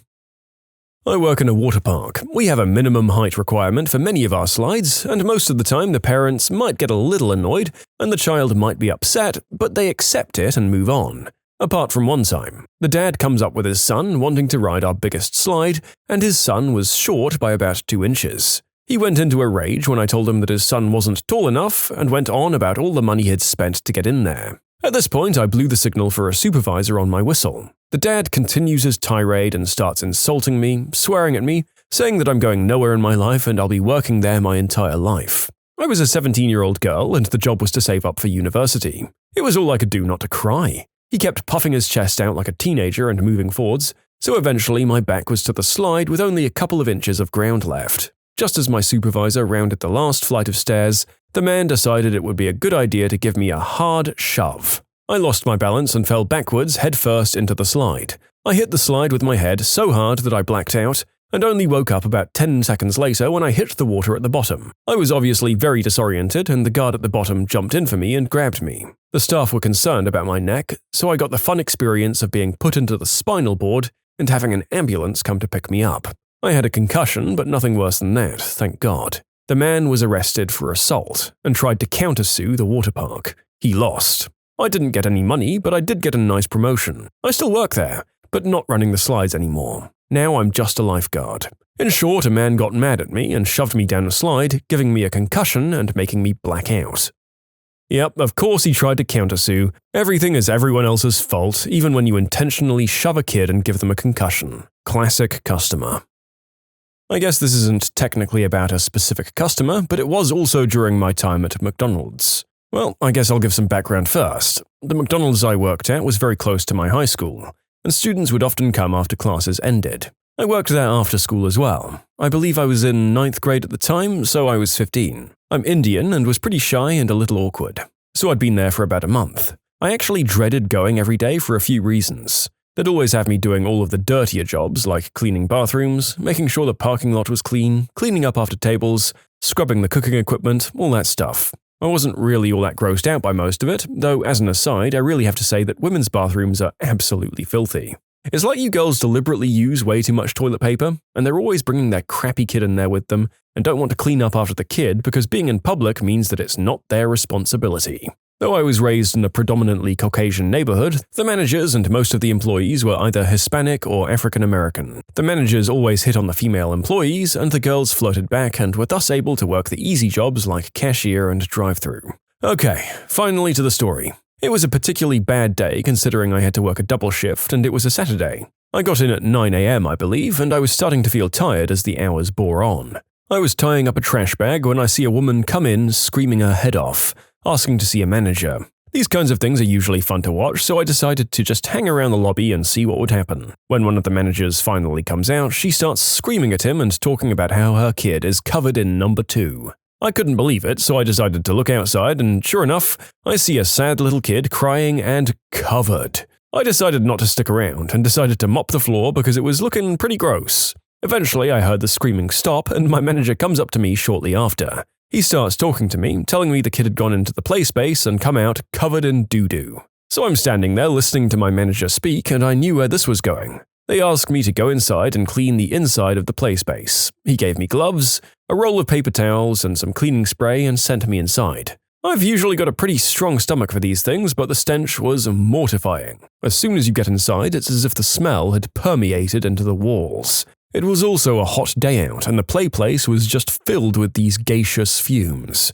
So as I start my adventure through the playground of brown matter, I finally stumble upon where this all started. It's a huge trail of diarrhea that was thicker than you could expect or hope, going throughout the whole playpen. So here I am scrubbing this furiously for about 2 hours, often stopping because of the noxious fumes. But no matter how much I cleaned, the stench remained ingrained in all of my smell receptors. Bear in mind that this is the McDonald's play place, so not only am I cleaning up someone's crap, but whoever had this explosive outburst had been going down the slides and climbing up ladders and such, meaning I had to take the same path they did and thoroughly clean everything. I finally finished, stumbled out, and took my first breath of fresh air in hours. My mind was numb, and during the whole experience I'd been trying to run on autopilot and not think about what I was doing. As soon as I took that breath of air, it all just hit me and I felt disgusted. My manager came out and told me to wear some spare clothes because I was covered in, well, you know, and to clean up the women's restroom because somebody had thrown up in there. Basically, while I'd been outside, no one else had wanted to clean up, so they left everything an absolute mess. The garbage was overflowing, most of the tables and floor were filthy, and the bathrooms were a nightmare. I cleaned up everything, going back into autopilot mode, and I still reeked even after changing, and I'm sure my classmates that came in that day noticed my stench. I got picked up after the shift and went home. I didn't talk to anyone and went straight to the shower. After finally letting myself think about the day's events, I started to tear up in the shower. I composed myself shortly after, and that was the day I decided to never eat at McDonald's again. It's been 5 years since that happened, and I haven't even stepped into a McDonald's except for once when I was in the city and needed a place to pee. In short, 15-year-old me had to clean up the playground of endless doo-doo. You can submit your own stories to be featured here on the channel. The story submission link is in the description below. Don't forget to subscribe to Am I the Genius? A rather large woman told me I was stupid and would never be worth anything because I didn't make her large ice cream cone big enough, even though I followed our store's guidelines. I reacted by giving her a huge ice cream cone because, the customer is always right. I assume if she does that everywhere, she'll die of obesity soon enough. I had a woman throw a foot-long Subway sub at my head because I wouldn't give it to her for free. The story: this woman sent her 7-year-old kid into the store to get the sandwich with a note listing the ingredients she wanted on it. At the cash, I rang in the sandwich, and the little girl passed me one filled-out sub card. It used to be good for a 6-inch sub with purchase of a 28-ounce drink. And then the kid just stood there. I cleared the cash and rang it again, discounting half the sub and charging on a drink. I told the girl how much was still left to pay, and she just stood there looking at me. I asked what was wrong, and she said that her mum never gave her any money. I asked if her mum was outside and if she could go get her. The girl left and came back in crying and getting towed behind a raging mammoth of a woman who was demanding to talk to my manager about how she was being disrespected. I explained to her the usage of the card and pointed out where the details were printed on it. She screamed, reached over the counter, grabbed the sandwich, and then threw it at my head. My manager later saw the security footage and called me, laughing his butt off about it. Well, you did make her get out of her seat. If your son not being physically tall enough to go on a ride is a reason to attack a teenage girl, then making someone stand upright and walk 20 meters is probably grounds for throwing 12.5 inches of sandwich at a different teen. I don't make the rules, although I'm beginning to wonder who does. When working hotel front desk on the beach, we had to close the pool at night. City ordinance due to the lack of a 24-hour lifeguard. So if you rented a poolside room, you had to stay off the pool deck after dark. Night swimming could and had gotten the hotel fined before. Well, this middle-aged woman was in a group that rented a poolside room. Non-smoking. Night falls, I go around the pool deck, locking things up. This woman is on the deck. Smoking. I tell her the deck's closed and she needs to leave. She asks to finish her smoke. I say, sure, and lock up things so when she leaves, the deck will be locked up behind her. Well, about an hour later, I get a noise complaint. People being loud on the pool deck, which no one should be on. I go out and the woman has propped open the door to the deck. She's been joined with the rest of her group, and they have a stereo going while they smoke and drink and generally carry on. I tell them the deck's closed, they have to leave. I'm polite but firm and tell them it's illegal for them to be out there. This is where the woman gets mad, and by mad I mean livid, because she wants to smoke, and she rented a non-smoking room, and if I don't let her smoke on the pool deck, she's going to smoke in her room. I told her that if she wants to smoke in her room, I can't stop her, but the hotel will charge a $200 cleaning fee if she does. And she does not like that. Claims she's going to stay out by the pool. So I tell her I'd have to call the cops if that happened. She gives in and goes to her room. I think that's the end of it. Foolish me. About an hour later, she storms up to the front desk, obviously intoxicated.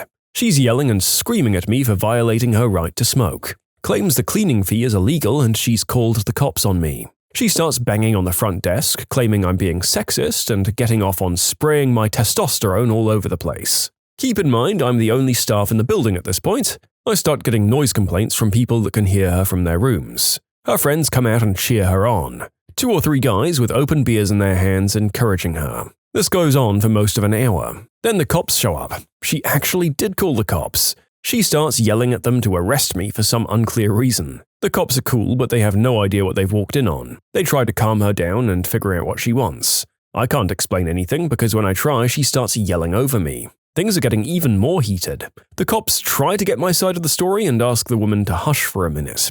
And that's where she screws up, because in her drunken stupor, she decides that it's a good idea to scream "sexist pig" at an armed and obviously frustrated cop, and then she slaps him. Fast enough to make your head spin, she's subdued, handcuffed, and stuffed in a squad car. We don't see her again. In short, a screaming woman shouted at me for almost an hour and then got arrested by the cops she called on me. I used to manage a hotel years ago, and I feel the pain from that last story. My own one involves a group of Babe Ruth baseball kids, 13 to 14, and their families. They'd rented 15 rooms total. Well, these little brats decided to go around at 2 in the morning and pound on people's doors. Obviously, we start to get complaints at the front desk.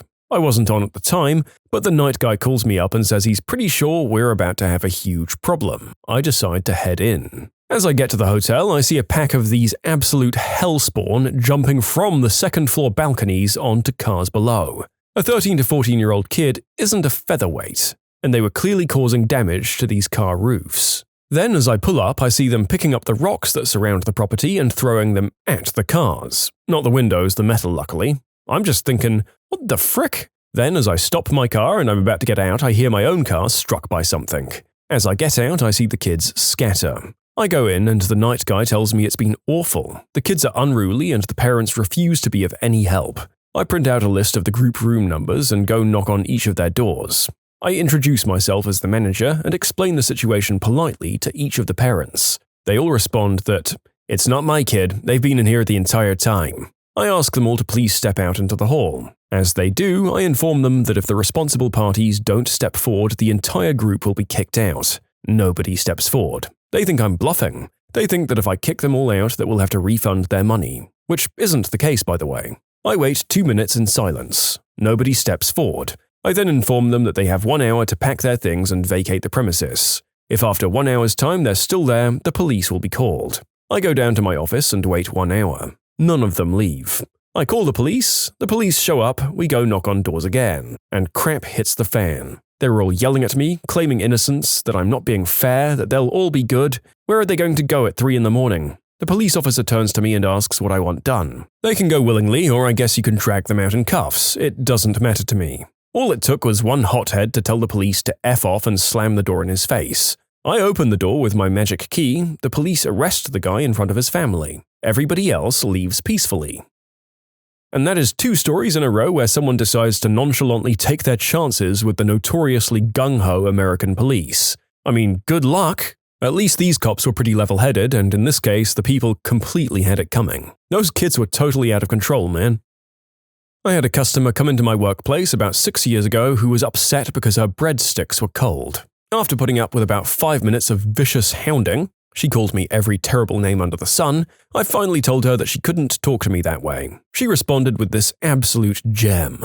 "I can talk to you however I want, you're just a pizza girl." Well, snap. I lose it. I was paying my way through university and was holding down 2 jobs as well as my schooling. I was tired and stressed. I didn't know until this point that seeing red was an actual thing. I literally saw red. I think it was probably my blood pressure. I proceeded to tell her that she was a small, spiteful, stupid woman who had never amounted to anything, and she didn't deserve to if she thought the best way to make herself feel good was attacking a 19-year-old girl. I also lectured, by which I mean screamed at her, that work is work and the act of trying to support myself was honorable in itself. She ran away and sent her husband in. He threw the bread at me and a napkin holder off one of the tables and started yelling. The security guards saw and grabbed him while the manager called the police. He got arrested, released later because I decided not to press charges as it wasn't worth the stress. I've never been so angry in my entire life. In short, a customer called me terrible names over breadsticks. I spewed wrath like the fires of Mordor at her. She sent in her husband and I had him arrested for assault after he threw things at me. When you subscribe, make sure to hit the bell to turn on notifications. Put the playlist on in the background to finish listening to all of the stories. And if you like Am I the Genius, give Am I the Jerk a shot. Everything linked in the description.